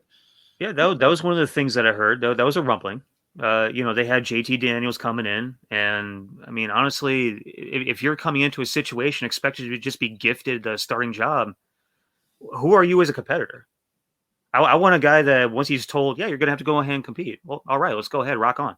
Like Mac Jones. Yeah. Mac Jones was no one thought he was going to start. They thought that 5-star recruit was going to come in and take his job, and he said, no way. Yeah, exactly. I don't want a guy who thinks he's supposed to be gifted everything in a handbasket. Who are you to be entitled like that, right? For sure. I didn't hear anything substantial about that, so I'm not right. Sure if that's truth or not. But me too. Yeah, I heard something that was floating around out there, and right. let's not treat that as gospel, but it's at least something that, as a scout, as one of these guys that's down there in Mobile, one of these 10 scouts for these 32 teams that's down there in Mobile. You got to go ahead and dig deep and figure out what the hell is going on. Why did he sit out? What's the real reason? Exactly. Well, and there's a story floating around about Zach Wilson, that he comes from kind of an entitled background, rich parents and so forth. Now it was one radio station guy who put that up on social media. So you can kind of take that with a huge grain of salt, but at the same time, it's the scout's job to be following up on that and talking to teammates and finding if this guy got an attitude, does he think he's better than you, and so forth. It's all the part of the stuff that happens in the scouting business, as you guys know much better than me. And it happened to be a Utah beat writer. Was it a Utah beat writer? Yes. Go ahead. And Aldo, you could ask Niel why Dak Prescott dropped to the fourth round. He was there in Mississippi State when he was there. I can neither confirm nor deny. I know anything about the reason why. So did it have anything to do with the drunk driving incident that he had after the season? Dak Prescott had a DUI, and I was like, oh my goodness, this guy was a second round draft pick. Maybe, who knows, maybe even first. And I was really looking at the way, I think you're biting your tongue. I'm looking at your image right here. Let me pull up a close up. All right. So he doesn't want to talk about it. All right, let's move on. I'm just going to go ahead and plead the fifth on that one. I'm not going to go on record saying anything that I know. Very good. All right, on day 3 of the NFL draft, you rarely find a gem, but like a Dak Prescott, and a Tom Brady, there are gems occasionally available, not often, but occasionally. I want you guys to talk about who you particularly like in this round. Let me tell our people in the podcast that in round 4, you guys have decided Kellen Mond is a good pick. Again, Niel has Jamie Newman slotted in that 4th round. In round 5, you've slotted nobody there. In round 6, Shane Bouchell. Ian Book, who was not in our preseason rankings, has now moved up into the 6th round. And by the way, Danny, I hate to tell you this, but there are some people at the Senior Bowl saying that Ian Book has moved ahead of Sam Ehlinger in their draft projections, but that's something to talk about later. And then in round 7, Colin Hill and Felipe Franks, who apparently has the hugest hands at the Senior Bowl. So tell me, Niel, I'll start with you. Which of these guys is one guy that you would like to target at the particular round you've slotted him in that you think would be a really good value? Well, I mean, you look at these 4 guys that we have left. I mean, 5 guys. Kellen Mond, we have in 4. I'm not sure how sold I am on Kellen Mond as a quarterback. You know, he and Ian Book are sort of the same adjective to me: consistently inconsistent. You know, those are 2 guys that spent their entire career playing a lot of football, but not playing a lot of good football, right? Not playing a lot of good quarterback. And especially being as close to Notre Dame and their fan base, you know, for, you know, most of my entire life, they generally, I mean, yeah, Ian Book may be the wingest quarterback in the history of Notre Dame, but they're still going to go ahead and hail Joe Montana on that slot. I'm just going to go ahead and tell you guys, they're not very fired up about Ian Book, but he's won a lot of games. You can't take that away from him. And he had a really good year. He had the most consistent year of his particular career. When you look at what he did from a touchdown interception ratio, I know that he was not featured as a guy that sprays the ball all over the field, but he still generally took care of the football. He minimized his mistakes, which was a big time bugaboo throughout the course of his career, not making great mistakes. And I mean, he showed the ability to go ahead and use his athleticism a little bit better this year as well. He's a kid that's got a ton of leadership, multi-year captain. He's really good above the shoulders. You know, one of those, film room, playbook junkies that we talk about. Big time leader, teammate, locker room guy. As far as intangibles go, he brings all those things. And so I think that as a guy with, and I say this all the time, play history with Ian Book, he's a guy that really, before he proved that, he could go ahead and get himself drafted based on his talent in this class, you would probably take that kid in the 6th or 7th round just based on play history alone, because he's played a lot of football at the top level. So Ian Book at 6, I like him there. As far as Kellen Mond goes in 4, I think that you take Kellen Mond at 4 as a project. I think that he's a dude that is in a similar way with Ian Book, is a guy who's played a lot of inconsistent quarterback throughout his career, has a ton of athletic attributes that you really like, that if you can get him in your room and develop him to be a pro style guy, that, he could potentially, he has that kind of ceiling to, reach that potential. I think 4 is the perfect slot for him as a developmental dude. Shane Bouchell, I have over there next to Ian Book as a guy that has shown the ability to spray the ball over the field. and connect with receivers. He's played with the NFL guy, Danny Gray, that I really like. We'll be hearing his name, down the road here. I like Shane Bouchell as a really good backup in the league that may get a shot to be a starter, but I think he's going to be a backup for a few years. And then Felipe Franks really kind of came out of nowhere. Felipe Franks was a guy that, to me, he lost his job at Florida, had to go find work elsewhere, found a home at Arkansas, developed as more of a old school pro style quarterback than a new school pro style quarterback, as a guy that plays in a system that has historically been run heavy, all about toughness and punch you in the mouth, kick you in the throat in Arkansas. He's able to move the pocket, make plays with his legs. The biggest guy at the Senior Bowl, and that's not even close. He and Jamie Newman had the biggest hands. They both measured in at 10. He could really rip the ball down the field, and he's been that kind of guy throughout his entire career. I remember him in the recruiting process, coming out of the Panhandle of Florida. He has always been a big dude. He's always had a big arm. He's always been able to rip the ball. It was just a matter of him being able to develop.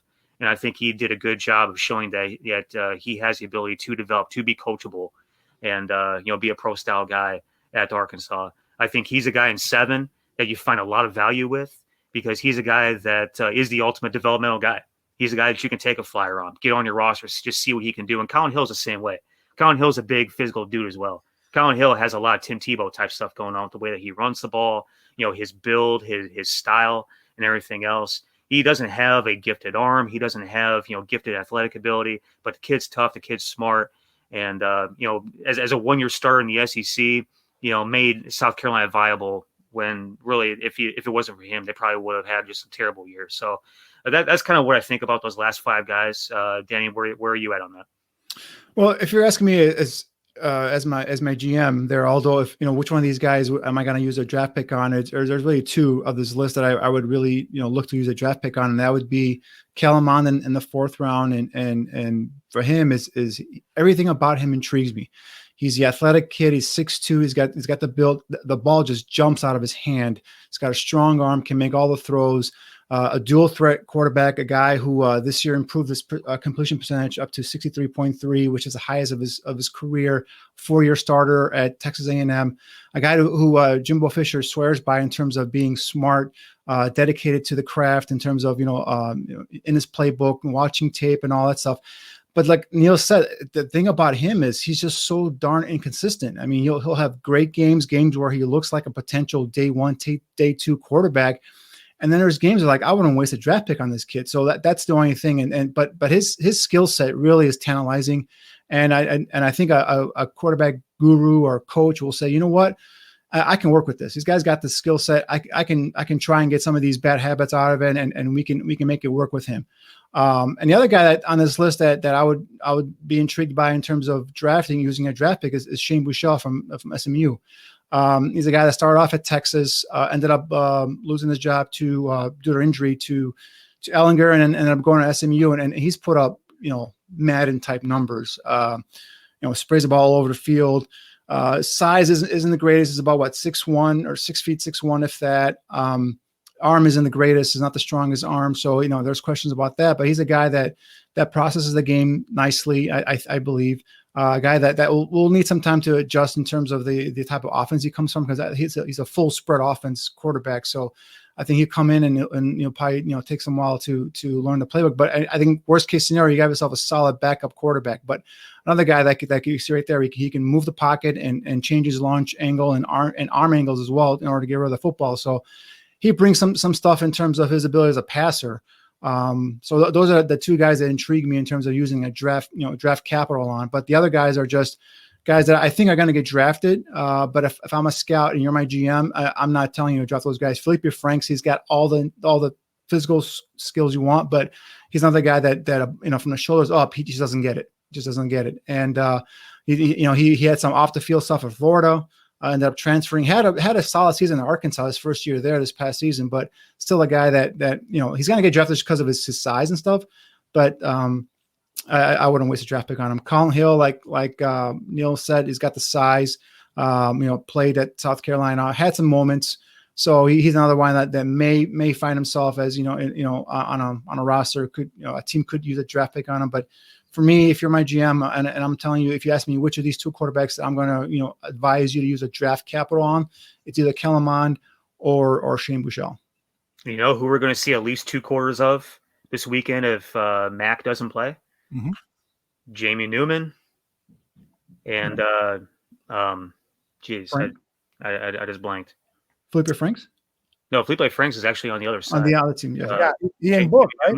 And no, not Ian Book. Jesus, why am I blanking on that? Good. Talk about the American roster, right? Ding ding ding ding ding ding ding. Yeah, actually, yeah, it's Jamie Newman, Kellen Mond. Kellen Mond, that would be Kellen Mond. You're going to see probably 2 quarters from each of those guys this weekend instead of having a split time between 3 guys. Mm-hmm. Jamie Newman and Kellen Mond are going to get a lot of playing time this weekend if Mac Jones has to sit out. Somebody in the chat room asked about the kid from Cincinnati, Ritter. I'm trying to find it. Yeah, Desmond Ritter. He's coming back to school. He's going back to school, and he's a guy that I like. He's a guy that caught my eye last year. I thought he had a chance coming out this year. Ended up going back. Probably a good idea just to go back and get another year experience. But yeah, he's a guy, another kid that's got a solid arm strength and is a big about 6'3", I think 6'3", 6'3.5", long strider, a guy that's a dual threat, uses his feet to be a weapon as well. So he's a guy to keep an eye on for next season. All right, let's switch the conversation now to interior offensive linemen that you have been scouting over the last few weeks, and talk a little bit about who do you like, who you don't like. Now, let me start by asking you guys about the interior offensive line position for the Chicago Bears. I, for one, think that is the strongest part of the offensive line, and now you have depth. Because of the injury situation that happened with the Chicago Bears, we now know that we've got 4 viable offensive linemen in the middle that could be starters. Definitely Cody Whitehair at the left guard, and he's proven himself at the center position to be an average or a little bit better than average center, but left guard is his position.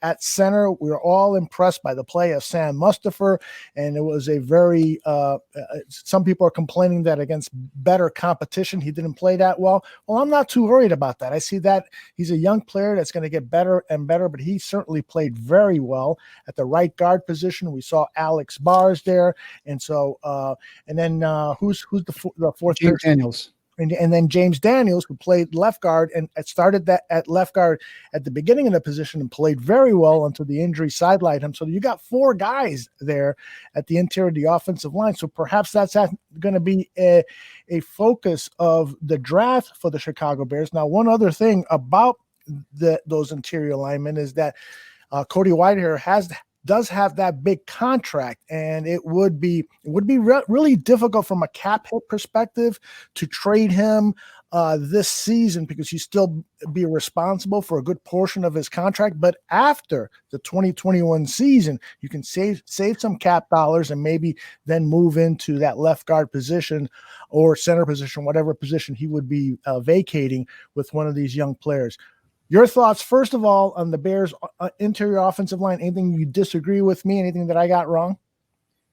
No, I mean, if you hit on a spot there. I mean, I think that went from a weak spot to a strength, and once they got that combination out there, and the great thing that I love, especially for my interior linemen, I love position versatility. And 3 out of those 4 guys you just mentioned can play multiple positions. You have Daniels who can play center and guard. You have Whitehair who can play center and guard. And you have Alex Bars actually could probably play all 5 positions. Mm-hmm. We've seen him play center. We've seen him play left and right guard. He played left tackle, and Notre Dame could probably play right tackle in a pinch. So, that's great versatility. I think if Mustipher, and I think we all believe that Mustipher, what he showed, the majority of what he showed is what we're going to get. And he's a guy that's very coachable. He's a guy that's probably going to get stronger, get better. Remember, this is only his first full season really on an active roster. He was only second season overall with the Bears. So definitely a guy that surprised me. And like I said, I think he's going to get better. I anticipate him getting better, but he's a true center. So I think I would leave him there. And then I would mix and match on the other position. So if you do go with Daniels at left, move Whitehair to right guard. Then you have a guy like Alex Bars that could play any of these positions. That's so valuable, especially on game day when you can dress only a limited amount of players. A guy that can play multiple positions, allows you to probably dress an extra tight end or an extra receiver or an extra DB, whatever you need that particular week. So I think that's key there. So that's why going through these players here, there's a lot of good players here, and some players here that offer you some position versatility. But so maybe you get one if you make some trades or you get some comp picks, you have some extra, you want to get some more depth in. Remember, they also drafted those 2 kids last year in the 7th round, Hambright and Simmons as well. So I think they have high hopes for those guys in terms of developing as well in the system. So those could also be interior guys as well. So they might not even look at interior guys, to be honest with you. Maybe some UDFAs after the draft. We'll see what happens. But my thing for the Bears would be tackle. You got to bring in a young tackle, preferably a guy that can play multiple sides. Bring him in, put him in the right side initially, and then eventually, when you get out of the Leno contract, you can flip him over to the left side. That'll be my focus going into the draft in terms of the offensive line. Again, depth is always going to be great to have. So if you have extra picks and you see a guy there with a high grade, you can't believe he's sitting out there and is an interior offensive lineman, bring him in. You can never have too many offensive linemen, just like you never have too many pass rushers. That's right. Yeah, absolutely. You can't ever have too many big athletic dudes, right? And having a surplus of those, especially on the interior, that's a phenomenal problem to have. I think position versatility is going to be the theme of the offensive line going forward, as far as who they pick in this draft, because you have a few guys here that play offensive tackle in college, will be functional offensive tackles in the NFL, can move inside to guard and be really good at the guard positions. You have a couple of these guys that play both positions in college, in guard and tackle, that could be functional at center. I think you have a lot of really interesting prospects. I think the offensive line is probably arguably the deepest position group in this entire draft. And so it's going to be interesting looking at these guys going forward and really seeing what the scenarios are that play out as far as where the Bears fall, what they decide to do with their trades, and really ultimately on draft day who they actually do select. Yeah, I won on social media. I was getting a lot of pushback. I forgot what it was I posted, but people were like, you got to draft an offensive tackle in the first round. The thing I think people are failing to account for is that this is a really deep draft for offensive tackles. I mean, a lot of really good tackles. You could potentially find a starter in round 3, a plug and play kind of player. Am I wrong with that, guys? No, not at all. Not at all. Right. So, there's so many other needs, particularly at the quarterback position. And one of the things that I researched is like 50% of the starters in the NFL are first round draft pick quarterbacks. And if they're drafted on day 3, you're looking at probably 4%, 5% of the quarterbacks in the NFL were drafted on day 3. So you got to find your quarterback early and you got to make a good pick. Obviously, if 50% were first rounders, that means 50% failed, like a Mitch Trubisky. And so you got to make sure you make the right pick. But your odds of finding a starter at the quarterback position are much higher in the first round. All right, guys, let's go through some of these interior offensive linemen that you like. Neil, let's start with you. What about what's the guy's name? Crete Humphrey. Crete. Okay, so hey, Crete, he plays center for Oklahoma. Started 36 of 38 games. I think that's a really interesting point on really all these guys that we're talking about on the interior of the offensive line. The interesting note on this offensive guard and center class, these interior guys, a lot of guys on this list have played a lot of football, right? You're talking about guys that made 30 to 40 starts. Play history and experience is not going to be an issue with any of these guys, with the vast majority of these guys anyways. Crete specifically, he started 36 of 38 games over the course of his career, 35 straight starts. I mean, you talk about durability with this kid. And alongside durability, you talk about strength. He hasn't allowed a sack in 2 years. Interior offensive line guys, to me, have to be able to win in a phone booth, and he does that. Toughness and mean street guy. He finishes plays. He looks like he has a lot of fun doing it as well. And, the thing about him, I think that makes him really good winning in a phone booth is that this kid's a former wrestler. He plays with excellent leverage, body positioning, angles, phenomenal functional strength, and he's also a bench press champion. So not only an efficient blocker, but he can move bodies with great control when he's engaged. Well-developed lowers. He can create some anchor. Top-notch field awareness and football intelligence. He's a leader of the offensive line. I mean, he's a great communicator. You can see him in games. He makes calls. And, he's only played center in college, but, I wouldn't put it past him to be able to go ahead and play guard as well. He seems to have that kind of athletic ability and strength to be able to do that. You just don't have the empirical data of him doing that. And that's really the thing on him. And he's had a really good week so far too. You watch that coach's tape, those one-on-one drills and pass rush drills. He's done a good job anchoring offensive line as an offensive lineman, whether he's playing guard or center. He's mainly been lining up as guard. But he's done a good job. He's been controlling his space. He's been tough, latching on, not giving up his blocking position. I like this kid a lot. I think he's tough as hell, and he's going to be a hell of a pick in the first round. Danny, you want to comment on Crete and then take us to a player that you'd like to discuss?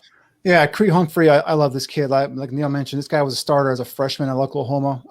He came into this process as my top center in this draft, and he's going to leave as my top center in this draft most likely. He's 6'4". He came in at 6'4", 312 pounds. Arms are a little bit short, about 31 inches, a little less than 32. So I think eventually, I think his center will be his position in the NFL. And like Niel was saying, and this kid's tough. He's athletic. He's a guy that shows the lower half strength, and when he anchors, his ability to be able to set that bridge and be able to thwart off a bull rush with not only his lower body power, but also his hand placement, his hand usage. Is a guy that will set his hands, will shoot his hands, and when they get knocked off, he'll reset them again.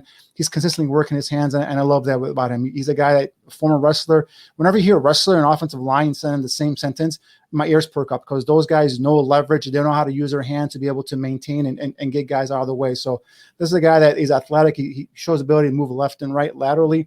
I think he's a guy that's probably might be tailor-made for a system like a zone stretch scheme where he's asked to go ahead and move laterally and maintain those blocks, and he can do that. So Crete Humphrey is a guy that he might not go in the first round, just because, like I said, some of the measurables aren't NFL worthy, if you will, but his play on the field is definitely first or second round quality. All right. And in terms of moving on, I'm sorry, I got mixed up here with my graphics. Take us to somebody else there, Danny. Well, it's a guy that I wanted to talk to Niel about, because I mean we have different grades on him, and actually this is a guy that the NFL has got different. I mean, I've seen him all over the place. So Rashawn Slater, the guard, the tackle from Northwestern, a guy that I see as a first round player, but I see him inside as guard. So what I've seen so far is I've seen people say that this guy can play guard, this guy can play tackle. I've seen him. I think Mel Kiper had him in the top 10 as a left tackle. I've seen some people say he can play center. Eventually, he's going to be an inside player at center. For me, he's a guard, because he doesn't have the measurables that I look for in my left tackles. Although athletically, he's a guy that can play left tackle, in my opinion. So if you want to bring him in and put him at left tackle and make sure he fails there before you move him to left guard, I'd be okay with that as well. But we're talking about a guy, a 3-year starter. He's played 37 games at Northwestern. At one point, he started 30 consecutive games. So durability is a key here with him. He's a guy that he's versatile. He's played both left and right tackle, 3-time All Big Ten, 0 sacks allowed, 1 quarterback hit, 6 quarterback hurries in his entire collegiate career. Again, we talked about his athletic ability. He's got the lateral quickness, good feet, ability to spring out of his stance to get into those second level blocks.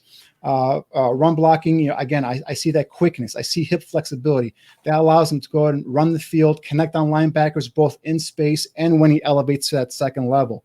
I like the way he flips his hips into the gaps to be able to seal off that backside pursuit on those zone run plays. Athletic blocker who can execute those reach blocks, but not only execute them, but also maintain those blocks as he is moving laterally. In terms of pass blocking, he's got quick feet to be able to kick slide and reach his set point and cut off the angle to the outside rusher. He got a lot of acclaim in this game against Ohio State, where he pretty much didn't manhandle him, but he had a pretty good game against the kid from Ohio State last year, Chase Young. So again, quick feet, sets wide in terms of pass pro, good balance, knee bend, extends, locks out his arms, maintains that chest integrity, and yet keeps his shoulders square to the pass rusher. So this is a guy that, like I said, plays left tackle in college. Measurables for me, I think I see him better fit inside a guard. You want to put him at tackle, let him play there and see if he makes it, great. But not. I think eventually he's going to end up at tackle. Now, I see a first round with him. Neil, I think you had him in a third round, if I'm not mistaken. I've got him 2, 3. I'm all over the board with this kid. To be honest with you, I could see him being taken in the first round. I could see him anywhere on day 2. I don't think he's going to last to day 3. I think this kid's position versatility is absurd because of what he did in Northwestern and where he can project to the next level. You know, in terms of guys that could go ahead and come in and play all 5 positions, I think this is one of those guys that could potentially do that, right? I think Rashawn Slater is a dude that, while he may ultimately be an inside guy, he could definitely get you out of trouble on the edge. You know, cover you for a quarter, cover you for a half, cover you for a game if need be, because of injury or whatever the case may be. Depth concerns. Position versatility to me is like one of those big time, attributes that offensive linemen bring to the table that's so valuable. You look at guys like Elton Jenkins from Mississippi State that, I think he's in his second year and he's like one of the best offensive linemen in the league now. He's a similar type of dude. And Rashawn Slater doesn't have that same type of length, but when it comes to position versatility, a guy that played tackle in college, that is now playing left guard in the NFL, that has also played center during his career and done in all those 3 positions at a very high level. You just don't have the empirical data that Rashawn Slater could play inside. But I think that what he has shown so far lends you to believe that he can project inside and be a valuable player. I think the other thing about it too is that this kid's a classic, Fitz Northwestern kid. When you hear Fitz talk about this kid, Fitz says, he's special. And when you hear Fitz say a kid's special, then, the kid's special, man. Mm-hmm. He's another guy where I was hoping he was going to be a Senior Bowl guy, but unfortunately he's not there. I thought that was going to be huge to get an idea of his measurables, how he stacks up, practicing at different positions across the offensive line, something that we haven't seen, like I said. We're hopefully going to get some shots of him in his pro day. The measurables from his pro day are going to be out there. And that's really going to give us a really good idea of where the hell this kid's going to, position himself, as we head into April. Yeah, for me, I mean, with his negatives, it's really just nitpicking. I mean, obviously the measurables for me are key to project at left tackle. But I mean, I put down like he's not a road grader. He's not a guy that's going to be piling guys, pile driving guys backwards. And he's not one of those guys. He's a more of a, he's got a good solid play strength, but he's not one of those guys that's going to be blowing guys consistently off the line of scrimmage. So that's one of the negatives I put on him. And in pass pro, I don't know if you noticed this, Neil, but he's more susceptible to his inside shoulder. Whenever he got beat, he's more towards the inside. So I think that's all coachable. That's something that can be fixed. It's not, and I'm telling you, I was being nitpicky here, but definitely a guy that if I saw him, if he was at 6'5" with 30, 33 plus 34-inch arms, I'd say left tackle all day. However, I don't think he's going to come in that. I think he's coming in around 6'3", maybe 6'2.5" or something like that. And I just don't know if he's got the length to play left tackle. All right, let's move on and talk about Landon Dickerson. Neil, why don't you start us off with Dickerson? They always say the best ability is availability, right, guys? Landon Dickerson, although he had that ACL, this guy is such a competitor that he suited up for that game, stood out there for the coin toss, and put himself in the game towards the end, just so that he could say he played, during the national championship game. I love that. I absolutely love that toughness. I mean, you always got to balance, intelligence with toughness, but I love that toughness. He's a guy that measured in down there in Mobile at 6'6" on the dot, 326, massive hands at approaching 10.5, big arms, 32.5, 81-inch wingspan. He was a transfer from Florida State. And, he was a Remington Trophy winner, unanimous first team All-American. The kid just loves to play, loves to compete. And you can see that in the way that he goes about his business. I absolutely love that about him. I really think the biggest question about this dude is, how well is he going to recover from the knee, and where does he fall in the draft if he does? Is going to be the questions. The size, the length, the toughness, physicality, the team captain, leadership stuff, intelligence. As far as intangibles, about as much of a full package as you can get with the center. It's just with the knee. How is that going to heal, and how much is that going to drop him? Come April. Yeah, for me with this kid, and it's funny you mentioned availability, and I think that's my thing is red flags. Those 3 seasons at FSU, all 3 ended with injuries. And now, of course, he tore his ACL in the SEC championship game. So for me right there, that medical reflex, that's something that I don't know if I want to touch with. But in terms of on the field, Niel hit on the head. The guy's a competitor. This is a guy that's got position versatility. He can play right guard. He's played center. He's a high football character. I mean, this is a guy. This is a future team captain. I mean, that's how much this guy is respected, not only on the offensive line but the whole team. If you notice, if you saw the game in the SEC championship when he tore his ACL, the whole team. I mean, the whole team came off the bench when he was on the cart and came in and just dabbed his shoulder up because they all love him. I mean, this is one of those leaders. Very good size. Niel hit on it, 6'6", 326. Plus, he has that thick frame, right, with that big chest. Solid at the point of contact, uses his strong hands to out leverage and turn defenders, rolls his hips. And this is a guy that can drive 300-pound men off their spot. So, he's got that play strength, that point of contact guy who can reset the line of scrimmage. So these are all things I love about this kid. But it's those medical red flags, and there's some lateral agility issues that I have with him. So I'm not sure how much he'll be able to, hold up in pass protection. He's what I call one of those phone booth blockers, a guy that if you give him a confined area to block, he can probably do a good job. But if you ask him to get outside that confined area, he might not have the athletic ability laterally to be able to hold up in pass pro. But going north and south, the kid looks pretty smooth in that aspect of it. So, but yeah, I mean, for me. On the field, high football character, terrific kid, power player, versatile, but just the durability concerns for me are really what knocked him down for me from a possible first, second round to maybe even third round grade. For those of you watching on the video portion of this, look at the way this guy finishes blocks. I love it's nasty. He's pulling here. He's just taking people all the way down on this next clip here. He's at the left tackle position, and he just drives his guy, 5, 10, 15 yards downfield, and then onto the ground. Look at Aldo going all the way back to the high school tape. Yeah, this is high school clip. You know that, right? Well, high school. I didn't realize. Yeah. I didn't realize that. So that must have been his recruiting tape from high school. So when he first joined Florida, but amazing guy, even when he was a high school player. So pretty cool. All right, Danny, why don't you take us to the next player on your list?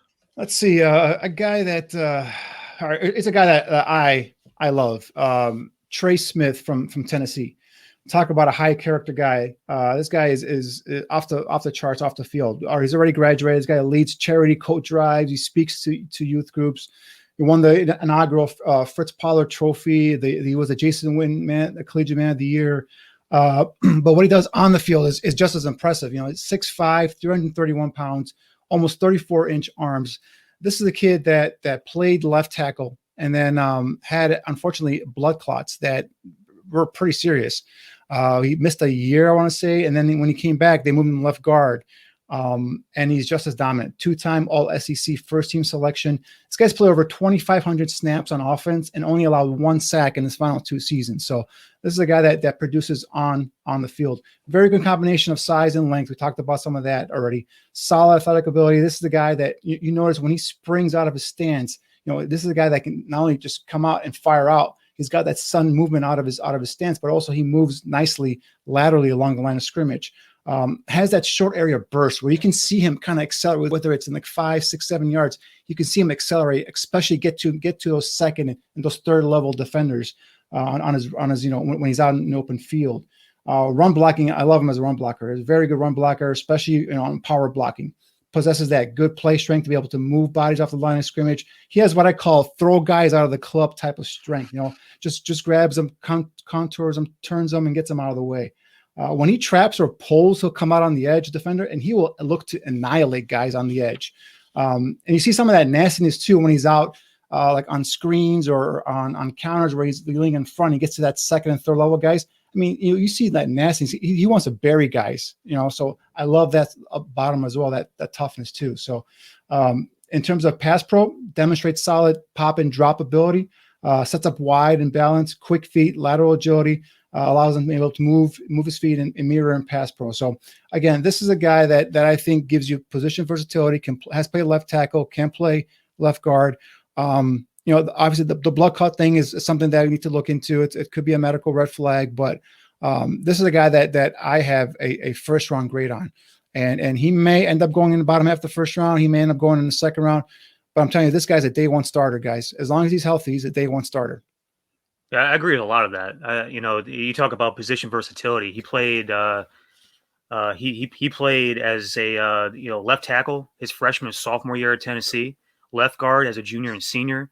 He's played multiple positions down in Mobile at the Senior Bowl. He's had a great week, by the way.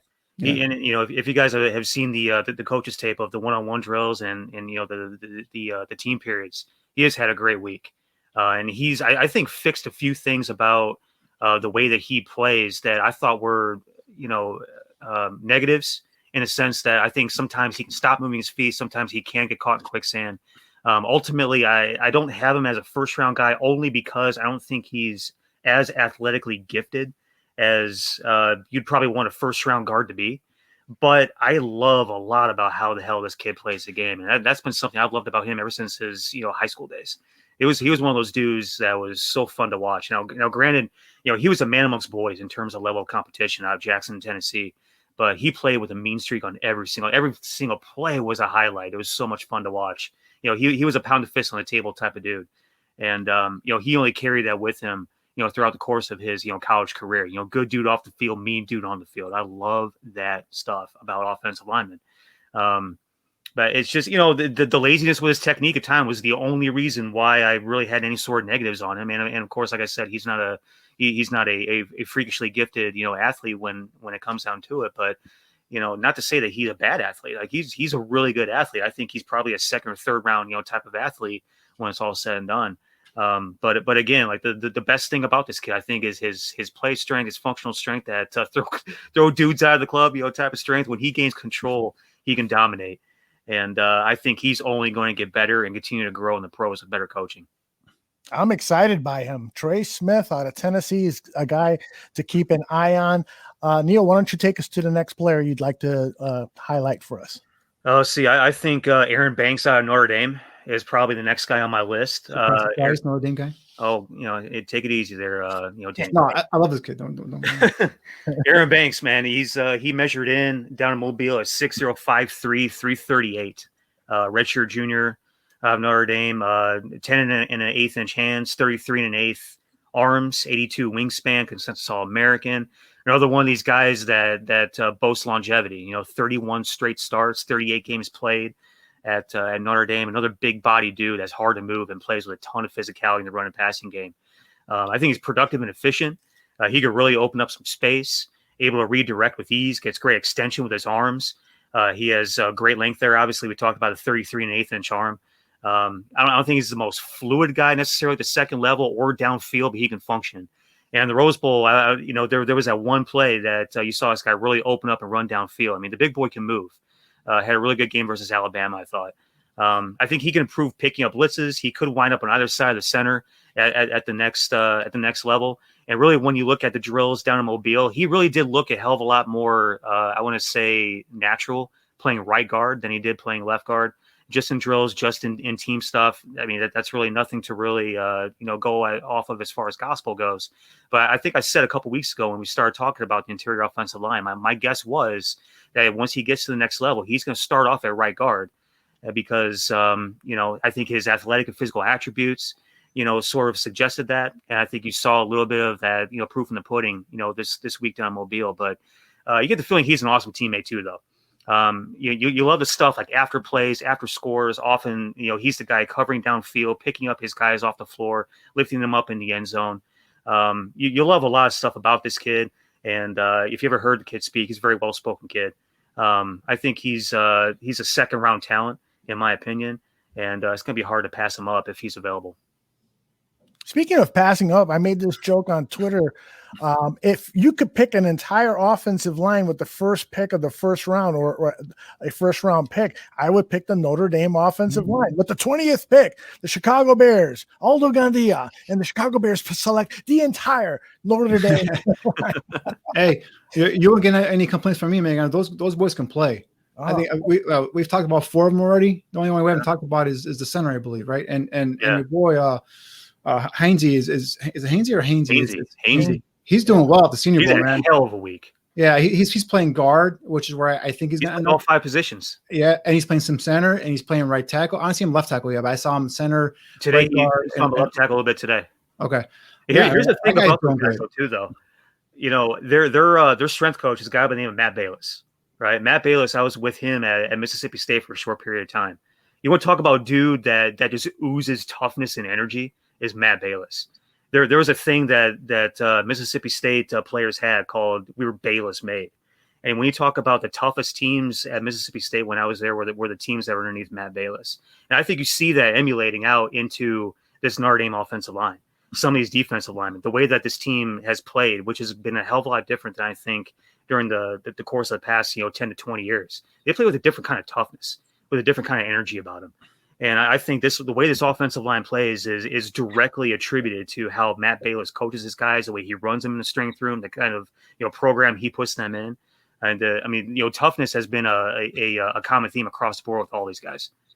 Yeah, all 4 of these guys, I calm tough is what I put down on all these guys. The willingness to bury their guys, some nastiness and all that stuff. And Banks, you talked about it, man. His size, dude. His size inside that for an interior lineman at 6'5", 338. This guy's tailor made for a power running scheme. And he's a solid athlete too. And what I like about him, Neil, you notice he keeps his balance, man. It's like when all the garbage is around him by the line of scrimmage, this guy's never on the ground. He always manages to keep his balance. Which I love, especially for a guy that size, that big. He engages quickly in terms of as a run blocker, engages with urgency. He works to gain position, utilizing that strong grip to be able to twist and turn and steer defenders. He's very effective pulling, getting out of in front of, springing out on those wham and those trap blocks. He contacts a defender, and he follows through, drives his feet and tries to eliminate the guy, from his sight. So I love the way he run blocks as well. So definitely a kid that I think has helped himself as well. I think also, I agree with you. I think he's using that second round range. He might drop third round. I'm not sure, but I think he's really done a great job. Not only his tape looks good, but I think what he's done this week so far at the Senior Bowl has also propelled him. I think second round is a nice target area for someone like that. Mm-hmm. All right, Danny, take us to the next player on your list of interior offensive linemen that we're highlighting here. And again, while that is not presently a need for the Chicago Bears, you've got to do the homework on these guys because they could become available in a trade in a year or two. They could have some problems and they are cut. And so you want to have your all of your scouting resources able to talk about this guy, evaluate this guy, and so forth. They may end up being a really good player and be available in free agency 4 or 5 years down the line. So you need to know about these guys. So this stuff is invaluable information. Who do you got, Danny? Well, this is a kid that got me, honest here. When I was going to look him up, I was like, I wasn't really having high expectations of him. But man, the more I watched him, the more I like this kid. And this is Elijah Vera Tucker from USC. He's a guy in high school. He played offensive tackle and defensive end. In 2019 was his first full year as a starter. Again, we're talking about guys that got some, position versatility. He started all 13 games at left guard in 2019, was all Pac-12 second team, was named the USC Offensive Lineman of the Year. And in this last season, they kicked him out to left tackle, and he played well. He played actually real well. With him is solid size. He's about 6'3". He might be a little bit maybe in the 6'4" range, but I think he's 6'3", 310, 315. He's got this quick feet and solid arm length. This is an athletic blocker, and another guy who's sudden out of his stance, displaying those good initial quickness. Run blocking, engages quickly post snap with that good leg drive to be able to create that push in the run game to get the position and to sustain it as well. He's athletic, quickness and be able to, is evident, I should say, on combo blocks. You see him again, sudden out of his stance, chips, and he gets out to the next level, releases upfield, and gets to those athletic linebackers, and he sustains those blocks, which is something typically you don't see with left tackles. With guys in the second level linebackers are quicker. They slip them, they get by them. When Vera Tucker gets them, he blocks them out. Pass pro, I love him in pass pro. Sets quickly with good balance, knee bend, and he's a guy that can left and right. Has got lateral agility. He can mirror in pass pro as well.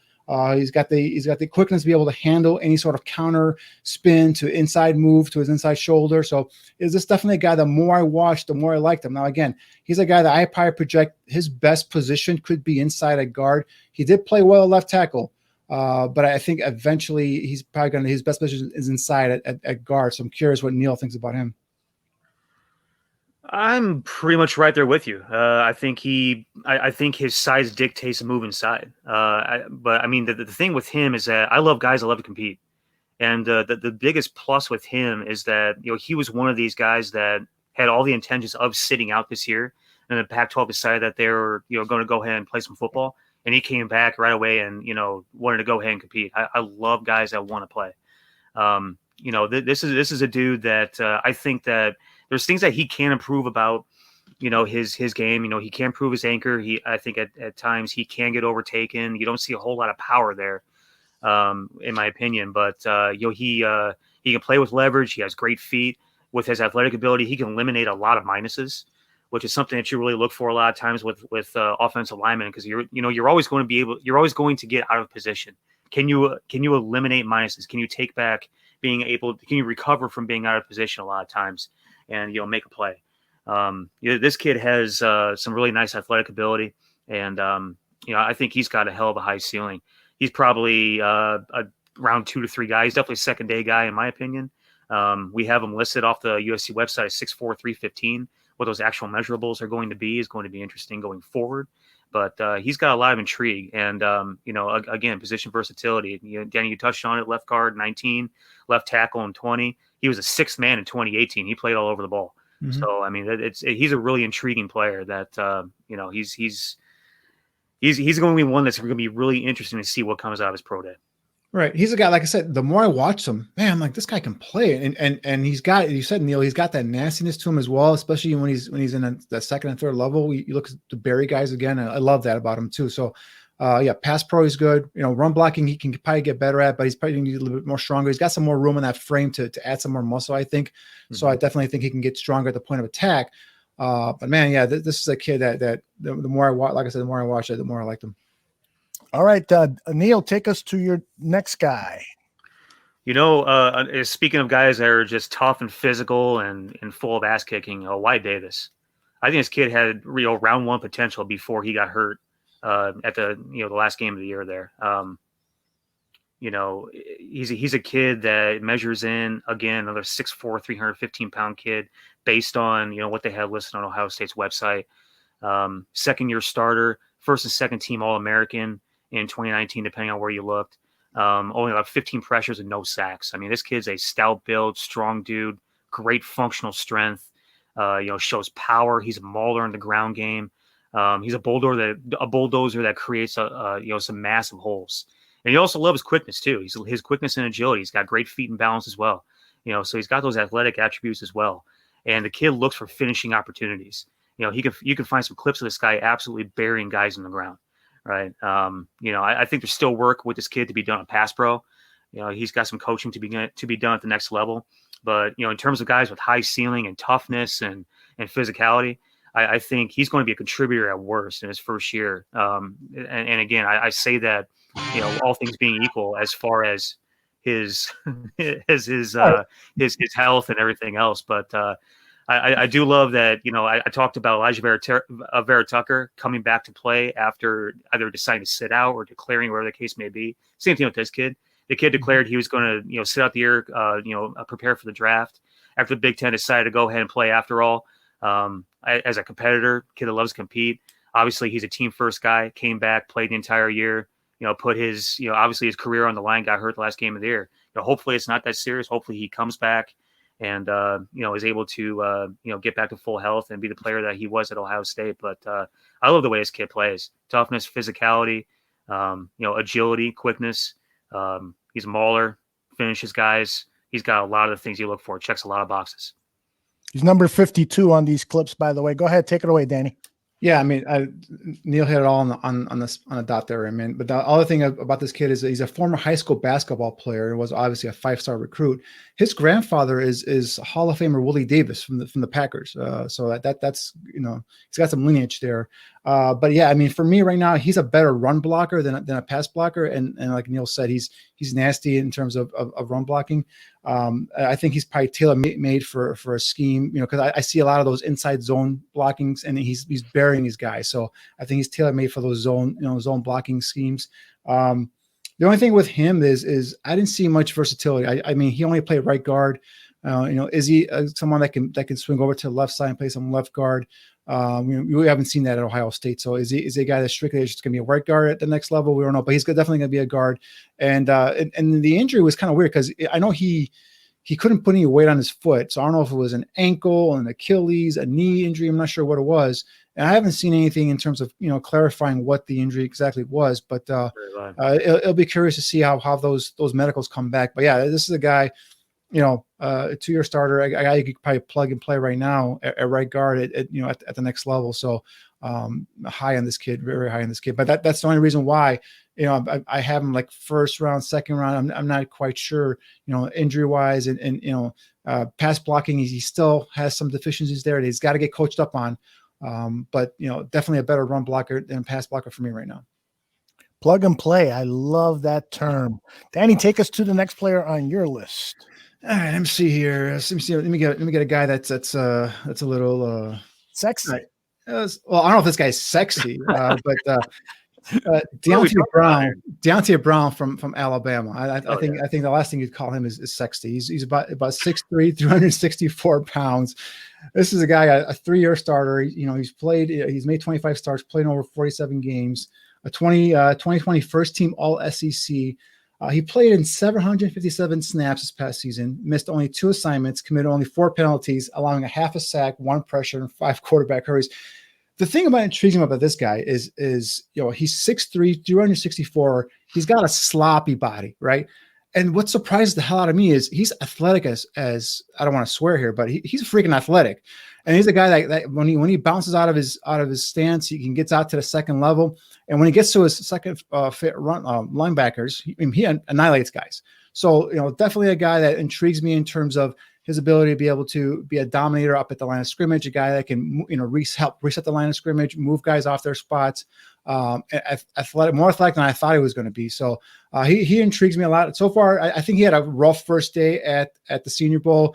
I see him tripping over things. He was a little late in terms of timing and everything like that. But yesterday, I haven't seen today's tape yet so far, but yesterday he kind of acquitted himself better there, especially in the one-on-ones and some in the 9-on-7 drills and all that stuff. So definitely a guy that he's highly thought of.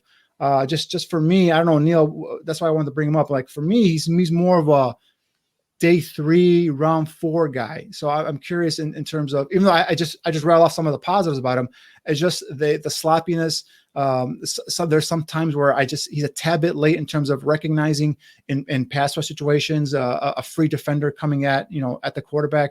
He's late to react there. So his awareness isn't up to speed in terms of how I like to see it. So that's why I'm kind of, hedging there, day 2, day 3. Right now I got a day 3 grade on him. So we'll see what happens. I got a late day 2 grade. I have him probably in the 3rd round is where I have him. There's a little bit of that may be biased. There's another kid that I loved ever since his high school days. He's from Decatur, Alabama, not too far away from where we were in Starkville. He was a kid that was really kind of like under the radar until us in Alabama went ahead and offered him, pretty early in the process. But he's a kid that, ever since he's had film and highlights on him, has been a really big dude that has really good feet. He can really pick him up and put him down. He showed physicality. He shows toughness. He showed the ability to pull, the ability to be athletic. I do think he lacks a little bit of hip fluidity. I think he can play with better leverage at times. And again, I mean, he's just a massive, big, girthy dude that maybe just his size disallows him from bending and getting natural leverage. And a lot of times he does need to reconstruct his body. And we're not going to lie about that. Right. I love the fact that, he and I use the same sort of adjective with him and Aaron Banks. They're just immovable mountains.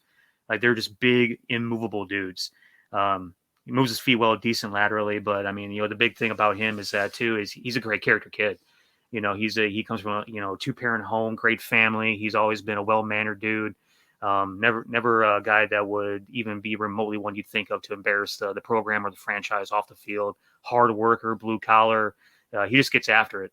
And I mean, the kid loves football. So, I mean, I really don't. I think that, you plug in the intangibles with a lot of the things that he does on the field from a play style standpoint, his demeanor, how athletic he is for how big he is. And who knows, maybe once he reconstructs his body a little bit, gets himself down to like 330 to 350. I know it's still massive, but let's just be honest. This kid's genetic makeup is just big, right? Yeah. Maybe once he gets himself down, loses, about 20, 30 pounds, 10, 20, 30 pounds. Might be a little bit different of a player from an athletic standpoint, but I mean, again, let's not pretend like the kid's not athletic. He can get it done. He is huge, and just don't call him late for dinner, man, because this guy looks like he can put it away. But yeah, love his size and good makeup. All right, Niel, I'll stay with you, and why don't you pick another player to discuss? Again, interior offensive lineman is our focus for this portion of the show.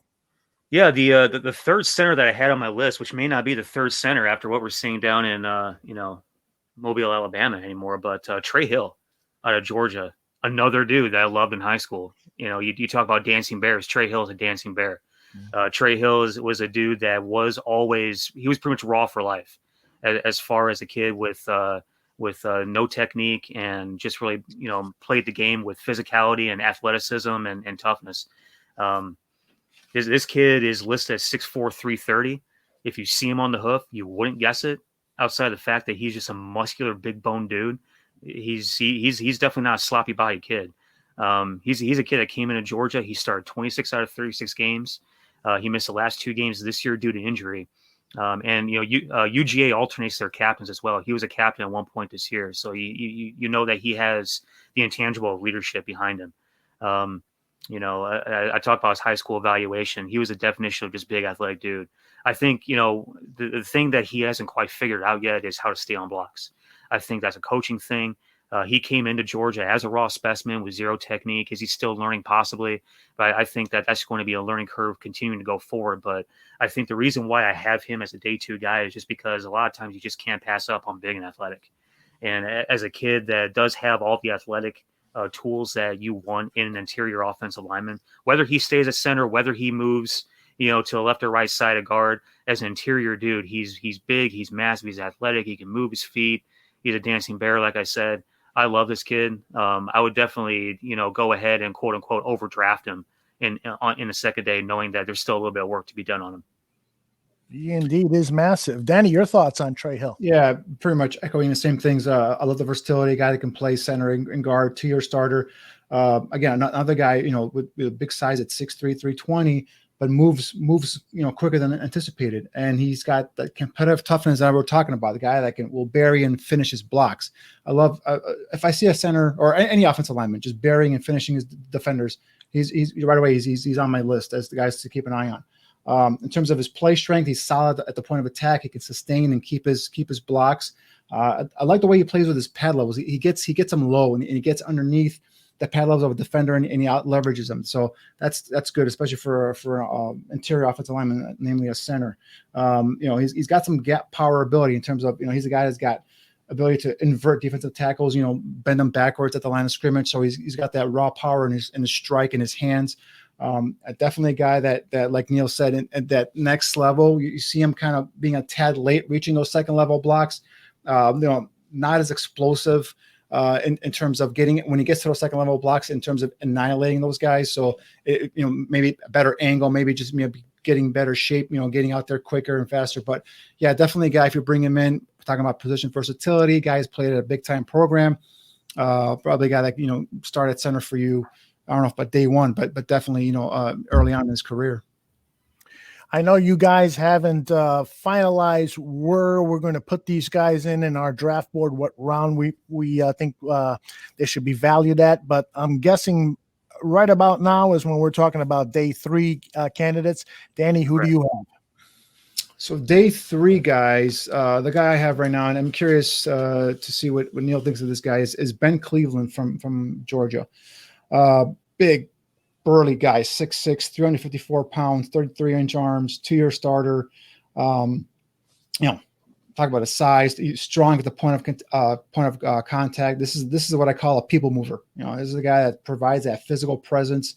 Someone that'll get guys off their spot.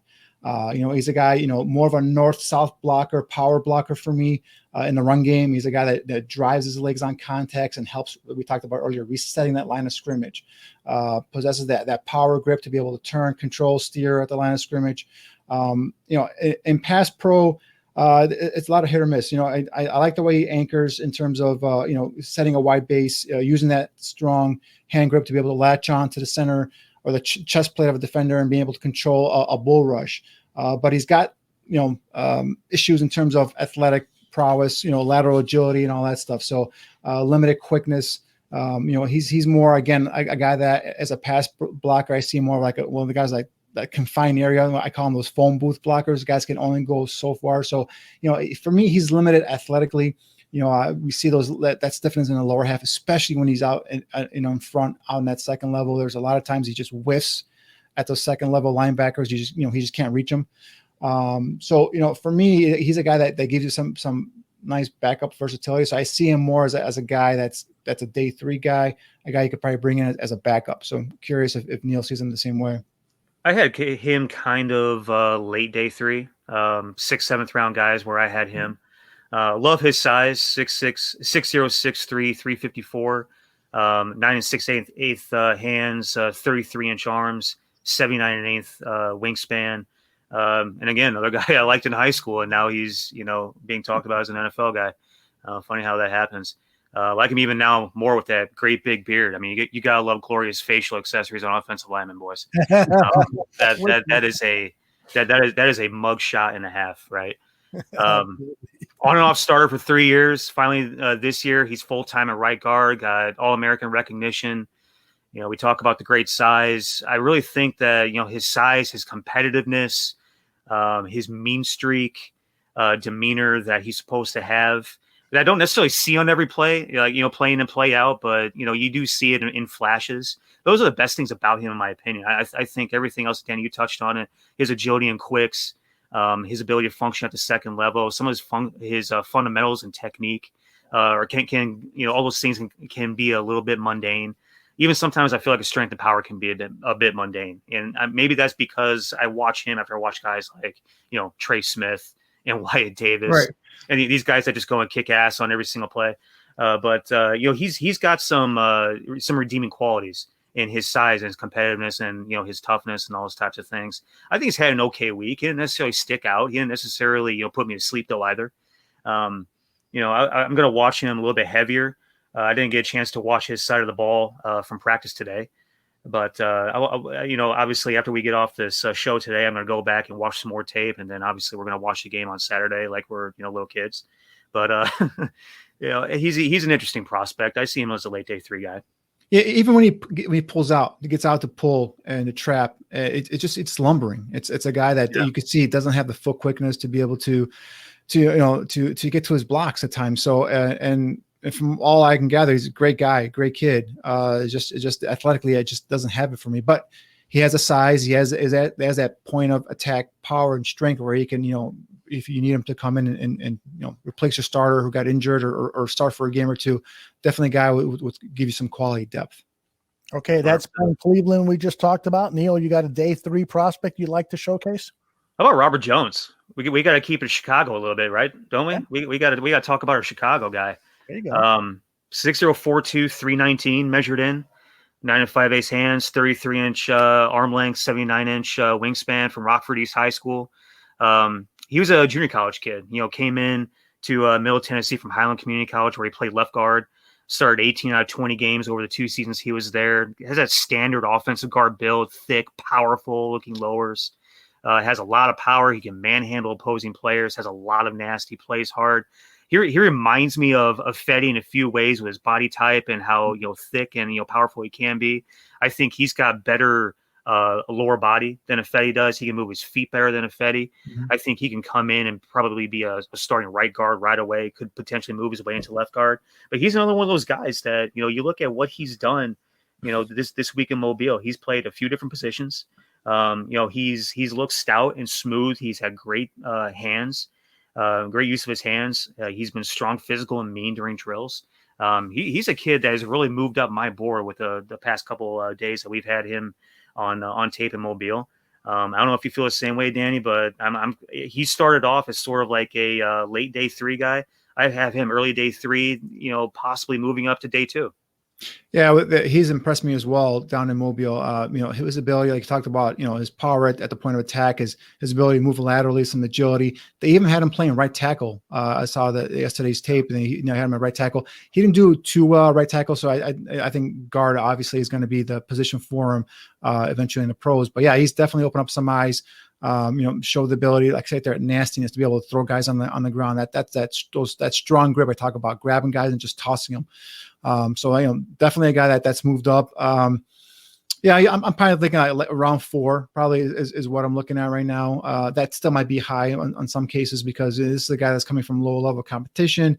There's gonna be some adjustment, but like I said, athletically, he's shown the ability to be able to, to handle that against some of the best college football players in the nation. So, definitely a kid that's helped his stock at the Senior Bowl. Yeah, I was watching him. What was it? The first day of practice, and boy, he looked like a monster. And he had some blemishes in his practice reps there, but he looks like a great developmental type pick for a day 3. Danny, back to you. Any other day 3 interior offensive linemen that you'd like to share a few thoughts with before we talk about, in general, our Senior Bowl guys that you've been impressed with so far? Yeah, the one guy is Jack Anderson. This kid from Texas Tech. Guy who's a 3-year starter at right guard. He was this guy's a highly touted recruit. He chose Texas Tech over schools like FSU, Georgia, Stanford, Oklahoma, Nebraska, Texas. Only played 3 games in 2019 after suffering a season-ending shoulder injury. So this is a kid at 6'4", 310. Shorter arms than what I would like. So his future might be at center. However, he's got solid size, interior offensive lineman, possesses the athletic frame, the solid build with good feet and lateral agility. This guy's a flexible, natural bender. This is a guy that's athletic in the open field and an easy mover. We talked about the zone scheme, the inside zone, the outside zone. This is a guy I think fits in nicely, whether it's at center or at guard in that type of a system. I like the way he uses his hands. He's got really good hand placement. He gets right underneath the defender's armpits and gets that leverage and moves them off their spot. So I'm not sure if he has any wrestling in his background, but the way he gets leverage by using his hands, I wouldn't surprise me at all. So, run blocking, he brings his feet on power, explodes into, out of his stance. And when he pulls and he elevates to a second level, this is a athletic, quick kid. Definitely a guy that you can see in space that he's comfortable. He's not out of place there. So, he's solid in pass pro, sets wide with a balanced stance, play with good forward lean. Athletic ability, uses his hands to allow him to be able to control, steer, can shuffle and slide his feet, mirror, all the good things. The only question is he a center or is he a guard? He played right guard at college. I think though he might be a center in the pros. So, but we'll see. About 6'4", 310. That's pretty good size. Yeah, encroaching upon 6'5", 6'0", 4'6". So he's got some good size to him. 10-inch hands. You touched on some of these measurables. He did miss 9 games in 2019 with a shoulder. Yeah, and it seemed like he was still sort of coming back from that, from a standpoint of just trying to reestablish that strength, and just both from a natural strength and functional strength standpoint. Because a lot of times he can be a lot of fun to watch. Right, this season appeared he was still returning though. There's times of strength and power just isn't there. He gets pushed around a little bit, and you saw that this week. And that kind of concerned me a little bit. He played both, guard positions and the center position this week in practice. And there's times where he, damn near just got about run over by a more powerful dude inside. And so that's kind of concerning to me. Assuming it is just a shoulder coming back to normal and he's able to continue to build strength back in the months ahead, I think he should be in good shape in the league because, as far as his game tape and the stuff that he put on film at Texas Tech, he started all 38 games he played. Mm-hmm. And he was also expected to be a guy to declare for the draft last year before the injury, right? He's a guy that got off the ball really well with the quick feet and attacking the defenders. And he had the strength and the power on the film to move bodies and deliver good punches. And you saw him finishing the nasty and all those things that we talk about. you just wonder, like, where is he from a full health standpoint? Because you don't necessarily see that from a consistent game in, game out basis, from a rep in, rep out basis in practice this week. It's kind of concerning to me. I had him before practice this week somewhere between 5 and 7. Right now I have him trending towards the back end of day 3, but I think he's still a guy that could really fall anywhere in day 3, in my opinion. Yeah, and he's got the athletic frame where it's solid too. So I can see him adding about 10, 15 pounds of muscle, going up to about 320, 325, and not losing his athletic ability too. So there's always that potential for him to get stronger and be better at the point of contact. And it could be that shoulder injury that both you and I mentioned. He only played 3 games in 2019 due to that season-ending surgery. So maybe it's a year to recover, and he comes back and he gets a little stronger. But this definitely guy intrigues me in terms of athletic ability, his movement skills. And like I said, his use of hands for interior lineman, the way he gets leverage with his hand usage, that's always something that catches my eye when I see that. Neil, let's wrap this up. Day 3, guys. So you had a player or two you want to mention? Yeah, I'll bring both these guys up together because they both are, in my opinion, going to play the same position. They both have similar attributes, and they both sort of moved up the board at the same time, the same way. Drake Jackson from Kentucky, Quinn Miners from Wisconsin, Whitewater. These guys, I really had either off the board or lower on the board. In Quinn's case, I had him sort of, towards the tail end. Drake, I was still sort of in evaluation mode with him. But I think with Quinn, what you see on tape is that he just plays his ass off. He buries dudes. He gets after people's ass, that Gata mentality.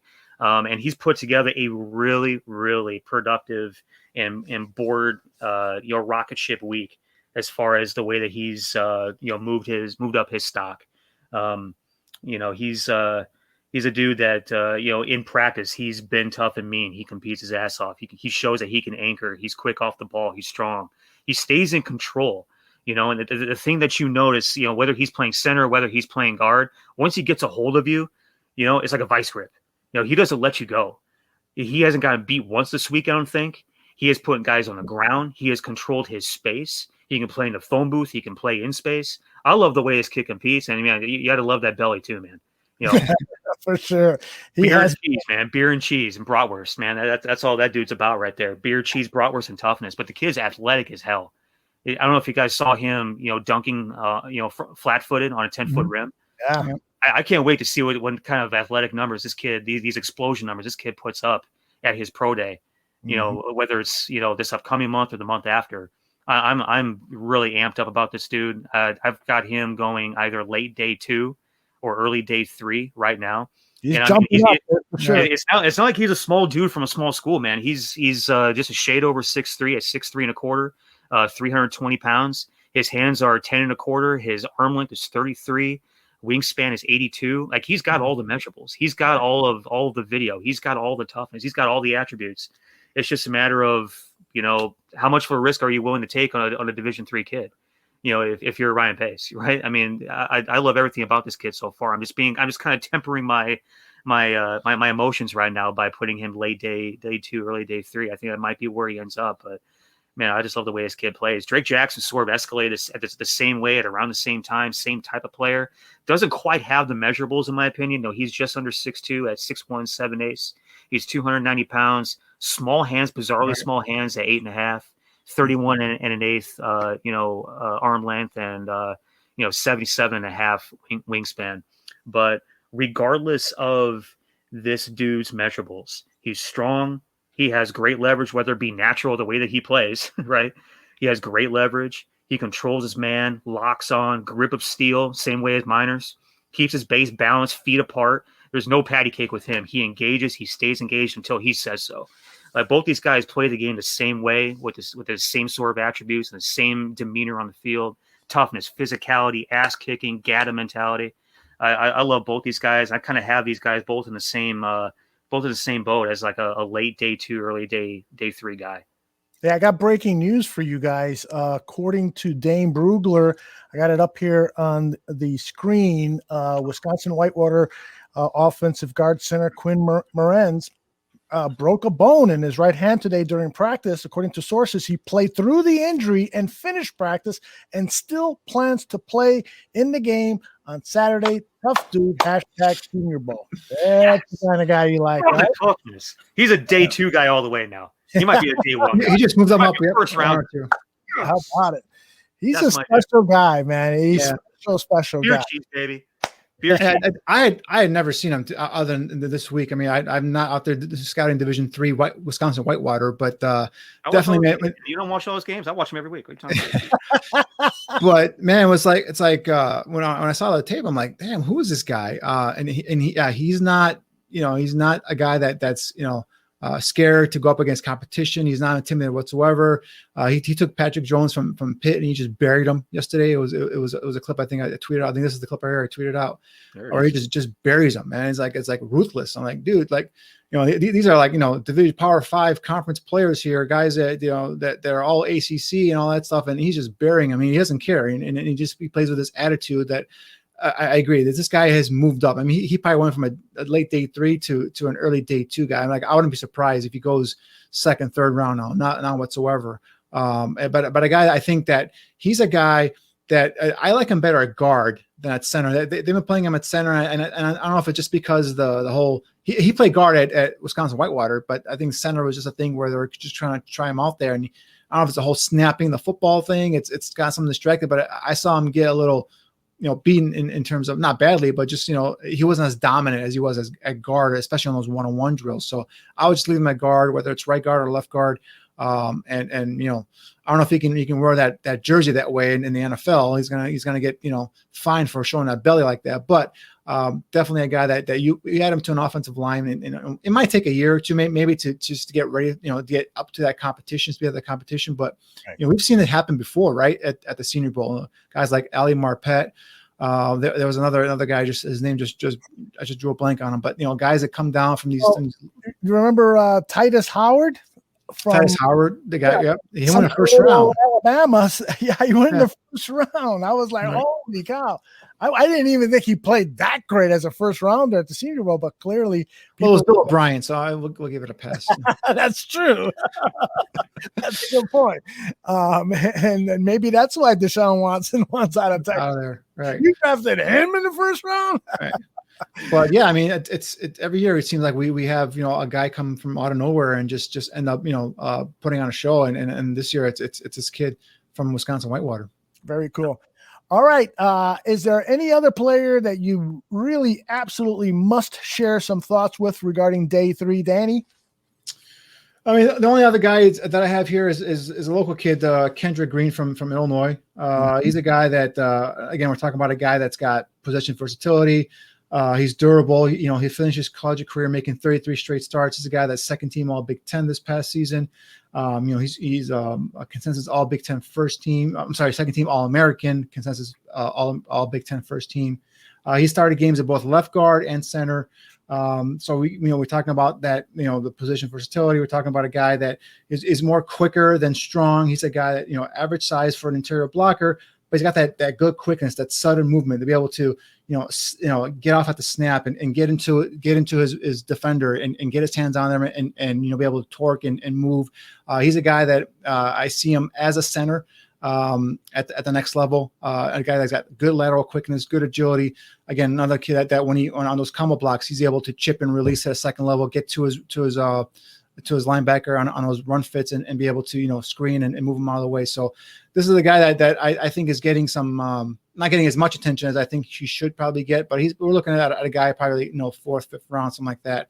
That definitely is a local kid that I think is going to end up being drafted. Yeah, look at this. I love it when a player, after he's done blocking his man, just finds somebody else to block. Look at this. Yeah, that's called looking for work. I love that. Yeah, looking for work. Yeah, good stuff, man. All right, I'm glad you brought up that name. Niel, same thing with you. Any last guy you want to give a pat out to? Another guy that's really impressed me this week is my boy Robert Hainsey out of Notre Dame. Yeah. He has played all 5 positions across the offensive line this week and has done really well. He's competed his ass off. He's been really strong as a competitor. Hasn't gotten beat really. And I think the thing I love most about this kid, and I wrote it down. What was the word that I used? He's machine-like. He's a technician. He's so fundamentally solid, and he plays with all the arm length. But I mean, he is so fundamentally solid that it allows him to be efficient as a blocker, even though he doesn't have the gifted athleticism as a lot of these other guys have. And I think that's what makes him particularly valuable. He played his ass off as a right tackle in Notre Dame this year. He's a guy that I think we both talked about moving inside at the next level. I still look at him as being probably a little bit on the early side of day 3, probably somewhere in the neighborhood of 5th round. But I mean, he's a guy that, I mean, I loved him the first time we talked about him when we went over tackles. I think I like him even a little bit more, just showing off that position versatility and, really competing and showing that, he can hang with guys that may be a little bit more powerful, maybe a little bit more athletic. The way that he plays, the fundamentals and technique and toughness and power that he uses, his strength. I keep talking about, these Notre Dame guys and their strength and toughness, Bayless made. That's his kid's game, man. Like he's just a dirty, gritty dude. Yeah, you see him with some of that strength and bringing guys down to the ground. Gotta love it. He was really good at center, actually. The one thing that I noted was that he was particularly interesting at the center position when he was working out there. I think it was yesterday. Yeah. He did a lot of work at center. He's clip really intriguing to me. There's a clip of it right here at the center position. You can see it's after this one, I believe, but you can see that he's got the fundamentals down, at least on this rep. Very nice. There's no doubt. All right, guys, we are watching Senior Bowl tape, and those of you listening on the audio podcast version, make sure that if you want to get the full experience of Draft on Tap, check us out on Bears Barroom on our YouTube channel. Just type in Bears Barroom, and you will see Draft on Tap with the good-looking faces of Niel, Stopczynski, Danny Shimon, and then there's me. I try to cut myself out as much as possible so not to scare the kids. All right, guys, I want to talk about guys that have got your attention after 3 days of watching practice tape. I know you guys have been trying to find time on your schedules to take a look. We were fortunate enough, and thanks to all of the great people at the Senior Bowl who have made those practice tapes available to us to watch. You guys have been looking at it. Who has caught your eye? Who do you want to share thoughts with? And let me start with you, Danny Shimon. Senior Bowl standouts at this point. And again, on Sunday, we're going to review the entire game and the entire week. So we're going to spend 2 hours probably talking about it. So we're just going to get a quick overview on some of these Senior Bowl standouts, starting with you, Danny. Yeah, I mean, we already talked about a couple of them here today with Robert Hainsey and Quinn, the kid from Wisconsin Whitewater. So, because I'm looking at tackles per se for the Bears, and I'm looking at certain areas of safety, linebackers. I have a ton of players, but I'm going to limit it to 3 here just because of time constraint and because I'm saving some for Sunday as well. So, Jalen Moore, tackle out of Western Michigan, 6'4", 311, 33 inch plus arms, almost 34 inch. He's a kid that has played well, in my opinion, in both on the left side and the right side. They tried him at guard a little bit, seemed a little bit out of place. I'm not sure why, but I think this is a guy that we always talked about, bringing in a young tackle. If you don't get one in the first or second round, bringing a guy that can come in and possibly compete at right tackle. And Jalen Moore is a guy from Western Michigan. He's got the it's borderline in terms of his length, but I think he's got enough. He's shown enough to be able to handle either position. So I think this is a guy I'd bring in, making my right tackle, eventually making my right tackle. But we're talking about a kid that's going to come in and probably develop and eventually could be right tackle and then move over to left side as well, because he's shown that the versatility. And again, we're talking the same thing with Morentz, where he doesn't seem like he's intimidated by the level of competition. He's taken well to coaching. So this is definitely a guy, and he showed some of that nastiness we talked about that we love in our linemen. So definitely a guy that I've got my eye on or caught my eye. The other guy's another tackle is James Hudson from Cincinnati. 6'4", 302 pounds, a little bit on the light side, but 33-inch arm. So his best position might be guard eventually, but they're playing him here at tackle at both left and right side. And again, another guy that shows that nasty demeanor you want. A guy that has got the athletic, quick feet to be able to kick slide and get to his set spot, be able to cut off the angle of the pass rusher. So, he's also done a very good job in terms of the one-on-ones. He's got a decent recovery speed, be able to, if he's going to the inside, the defender trying to do a counter move to his inside shoulder, he's got the ability to be able to adjust and recover and be able to hold off that interior, pass rush pressure. So he's another guy that is intrigued me. And this kid I tweeted about last night was Damar Hamlin, the safety out of Pittsburgh. man, if you're looking for a safety that can come down and cover a slot receiver, Damar Hamlin has shown us that he could do that here at the Senior Bowl practices. I mean, this guy is going against guys that are super quick, whether it's Felton from USC or Kay Johnson from South Dakota State. He's in hip to hip, in phase with them down the field. Shows the instinct to be able to turn around, look for the football, and then make a play on the ball. This is a guy who's really impressed me. He's a guy that in his career at Pittsburgh has shown the ability to be a kind of a ball hawking safety. He's got, I think, about 27 passes broken up. He's got 6 interceptions for his career. So this is a guy that definitely is around the football all the time. These last 2 practices have really impressed me in terms of his ability to cover out of the slot. So, if you're looking for a safety to come in and a young safety to pair with Eddie Jackson, we talked about, a young safety here to develop here and someone to groom, eventually, start next to Eddie Jackson. This could be a guy to keep an eye on, guys. Very good. Niel, who do you got, brother?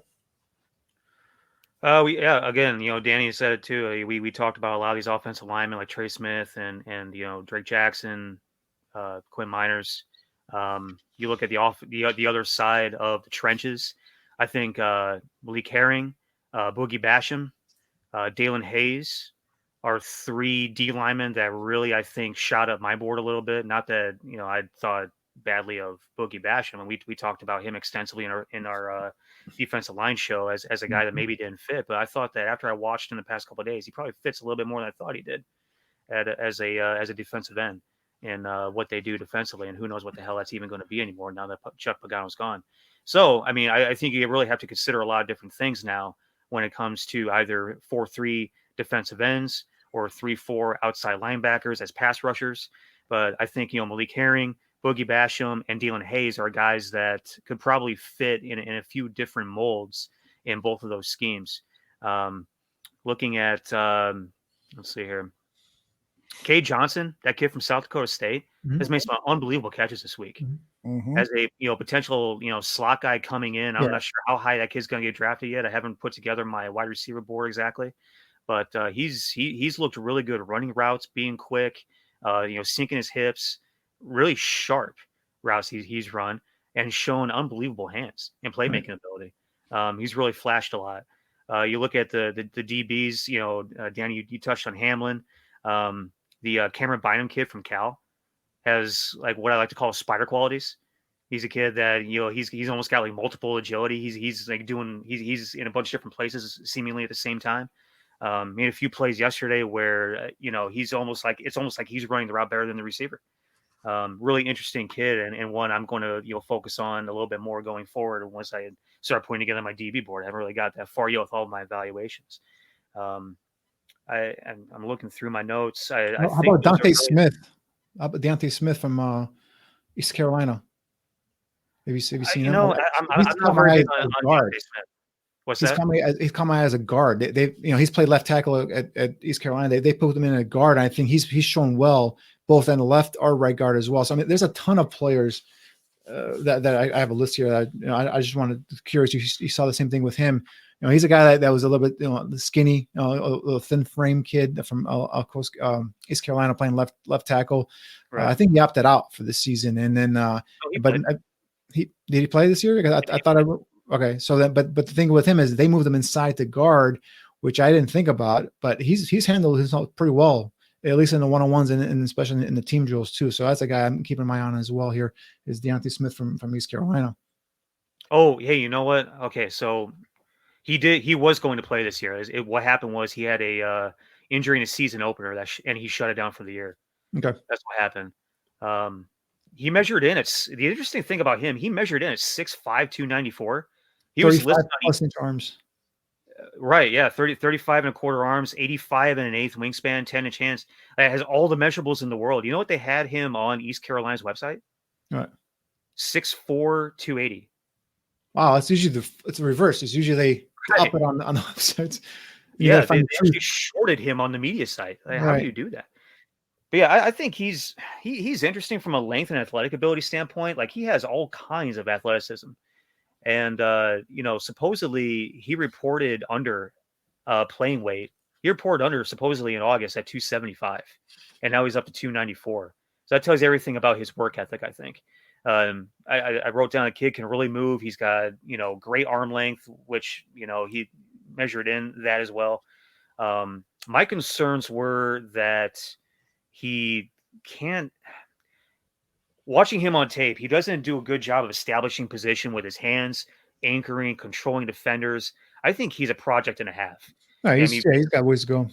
Yeah, I mean, just if you just base your pick on length and athleticism and just say, hey, this kid's a lump of Play-Doh, let's make him into something, I could easily see him being a 7-round steal.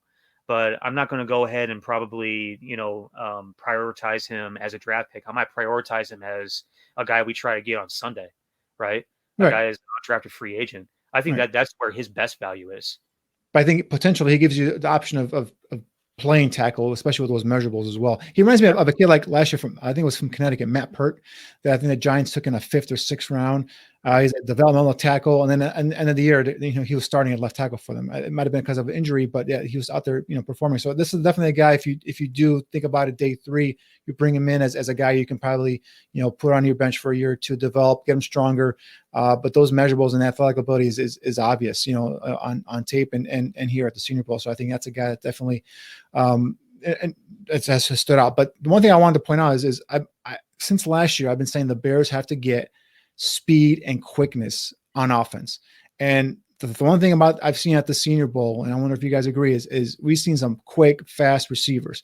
Everyone's talking about Dwayne Eskridge from Western Michigan, and he's a guy that, if you remember, we had Jim Nagy on. He's a guy that I earmarked for the Bears in terms of a guy that can bring in some of that big play potential, along with Kadarius Toney. But there's guys like Shi Smith from South Carolina. Yeah, we're looking at Eskridge right here on this play. Let me just have you comment on the moves this guy has. It's the acceleration that he has at the top of his route when he stems the corner is just separates, create that separation. Look at that. It's like that guy's not even 10 yards within him. And when he's in phase with the corner's in phase with him and he's going vertical, he's got that acceleration, the burst to be able to just take it up over the top and then just create again, 3 to 4 or 5 yard distance between him and the cornerback. So he's been a guy that one-on-one these guys cannot cover so far in these practices. Yeah, let me show you one other highlight when you say one-on-one. Take a look at this one here. This is just the kind of movement that you just want to see a Chicago Bears wide receiver have. I mean, at the line of scrimmage, who can guard this? Nobody. That's just unbelievable to me. He's really a special guy. That's your boy Bynum, right, from Cal. Well, and yeah, it is. What is interesting is some of the people are saying that they're talking about him, Danny, the way scouts were talking about Terry McLaurin 2 years ago when you and I were at the draft, and we talked to him a couple of times. We saw him out in the field, and you and I walked away saying, holy cow, this guy is special. And lo and behold, he's played 2 seasons for the Washington football team and played at a very high level. This kid could be a Terry McLaurin type of surprise at the NFL draft. Yeah, it just definitely showed that burst, that big play potential. And this is the kind of players we want to get on the Bears. And, he doesn't have the size. He's about 5'8" and some change. So he's not a guy that's going to be up there, go up and get it. Although he is competitive through the catch. So he's a guy that's not going to back down. He's a guy that jumps up and make the play on one of those like 50-50 balls. However, he was an ex-cornerback. He started his career as a cornerback, was flipped over to a receiver. So he's a guy that definitely has the potential. But I think now, I don't know if you guys think his stock is risen to the point where second round, maybe, maybe in that kind of area, it might be a bit too rich for the Bears to go there at that point. Who knows? But there's plenty of other guys. We talked about Kate Johnson from South Dakota State, Fitzpatrick, this kid from Louisville has impressed me in terms of his in and out of routes, his quickness. There's a ton of receivers, man, that really have caught my eye in terms of guys, playmakers that can come in and help the Bears. On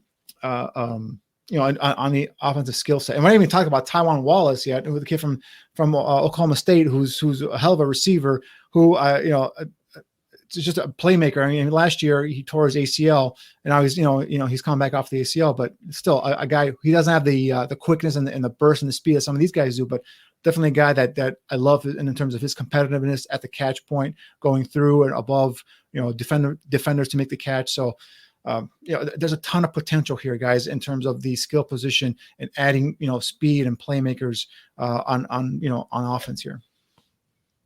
Somebody asked in the chat room of the kid from Coastal Carolina, the defensive end Jackson. Any thoughts on him? Oh, Teron Jackson. He's a little twitchy. He's a guy that off the edge has showed the ability to come off the edge. Interesting though, they had him line up at defensive tackle, running some defensive tackles play. But yeah, he's definitely a guy that has shown some ability. I just don't know if he could stand him up in a 2-point stance. I don't think I've seen him yet. I haven't dived deep into his tape yet to see if he's had some background there, standing off and rushing from a 2-point stance as an outside linebacker though. Danny, did you see any of that Manchester United tape? Apparently they lost to Sheffield United, and Niel is not happy about that. I don't watch soccer.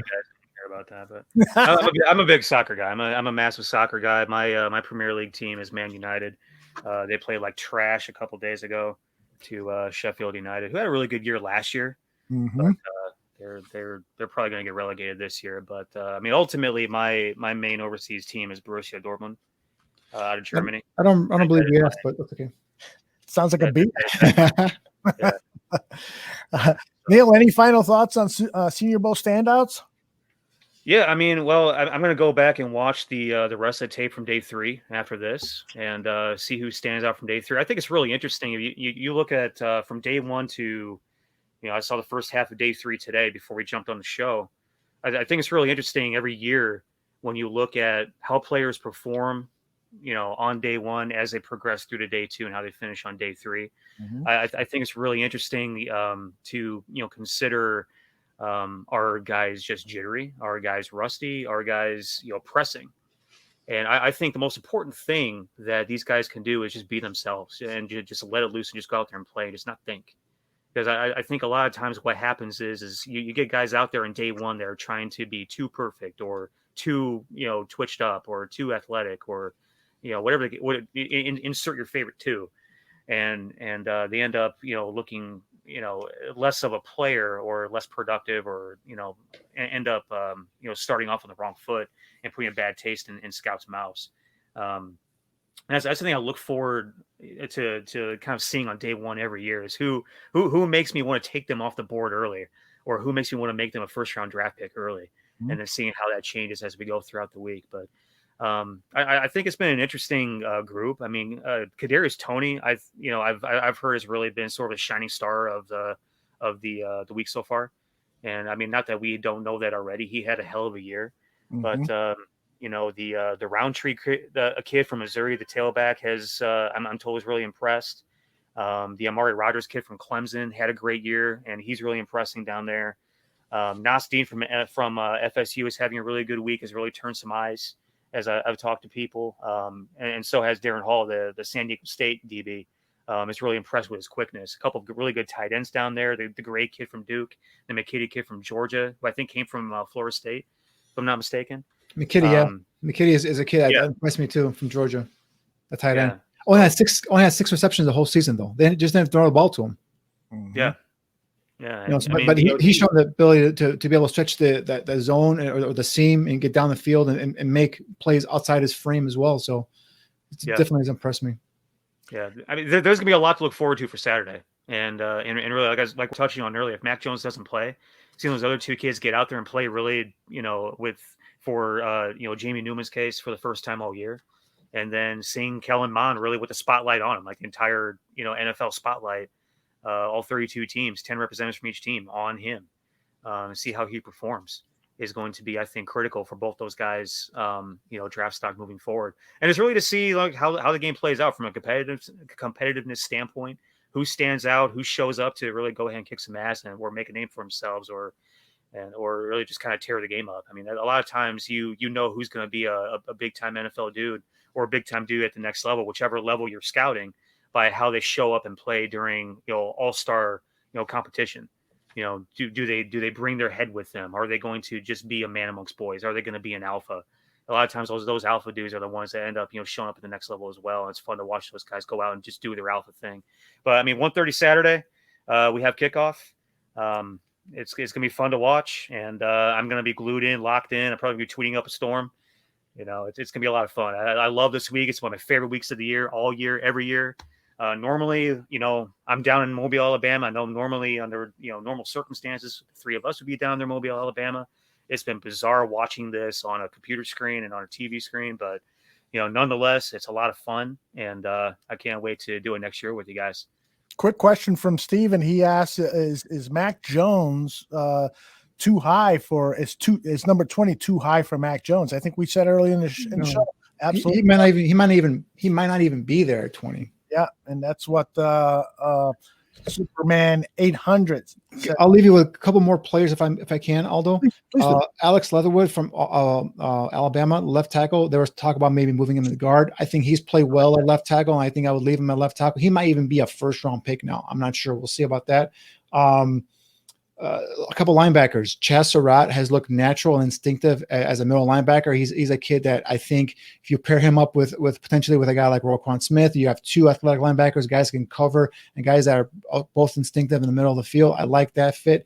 Justin Hilliard from Ohio State, part-time starter, didn't play a lot. He impressed me when I watched him in the Big Ten championship game against Northwestern, and I think he's continued here as a guy that's it's about 227, 6 feet, barely 6'1", almost 6'1", I should say, 227. But he's got some thump to him, some physical presence to him. So he's another kid to keep an eye on at linebacker, because we know linebacker is a major need for the Bears.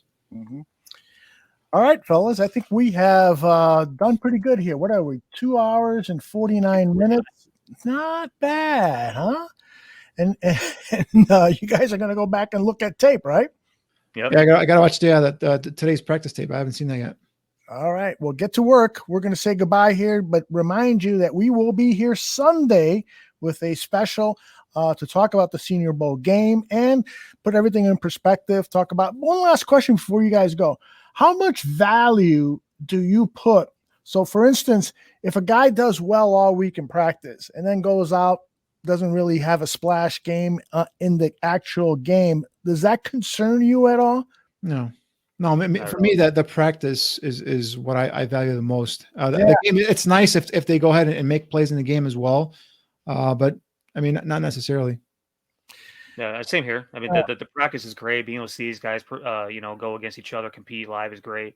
And I mean, the practice is really for getting an idea of how guys, again, compete. Position specific, skill sets.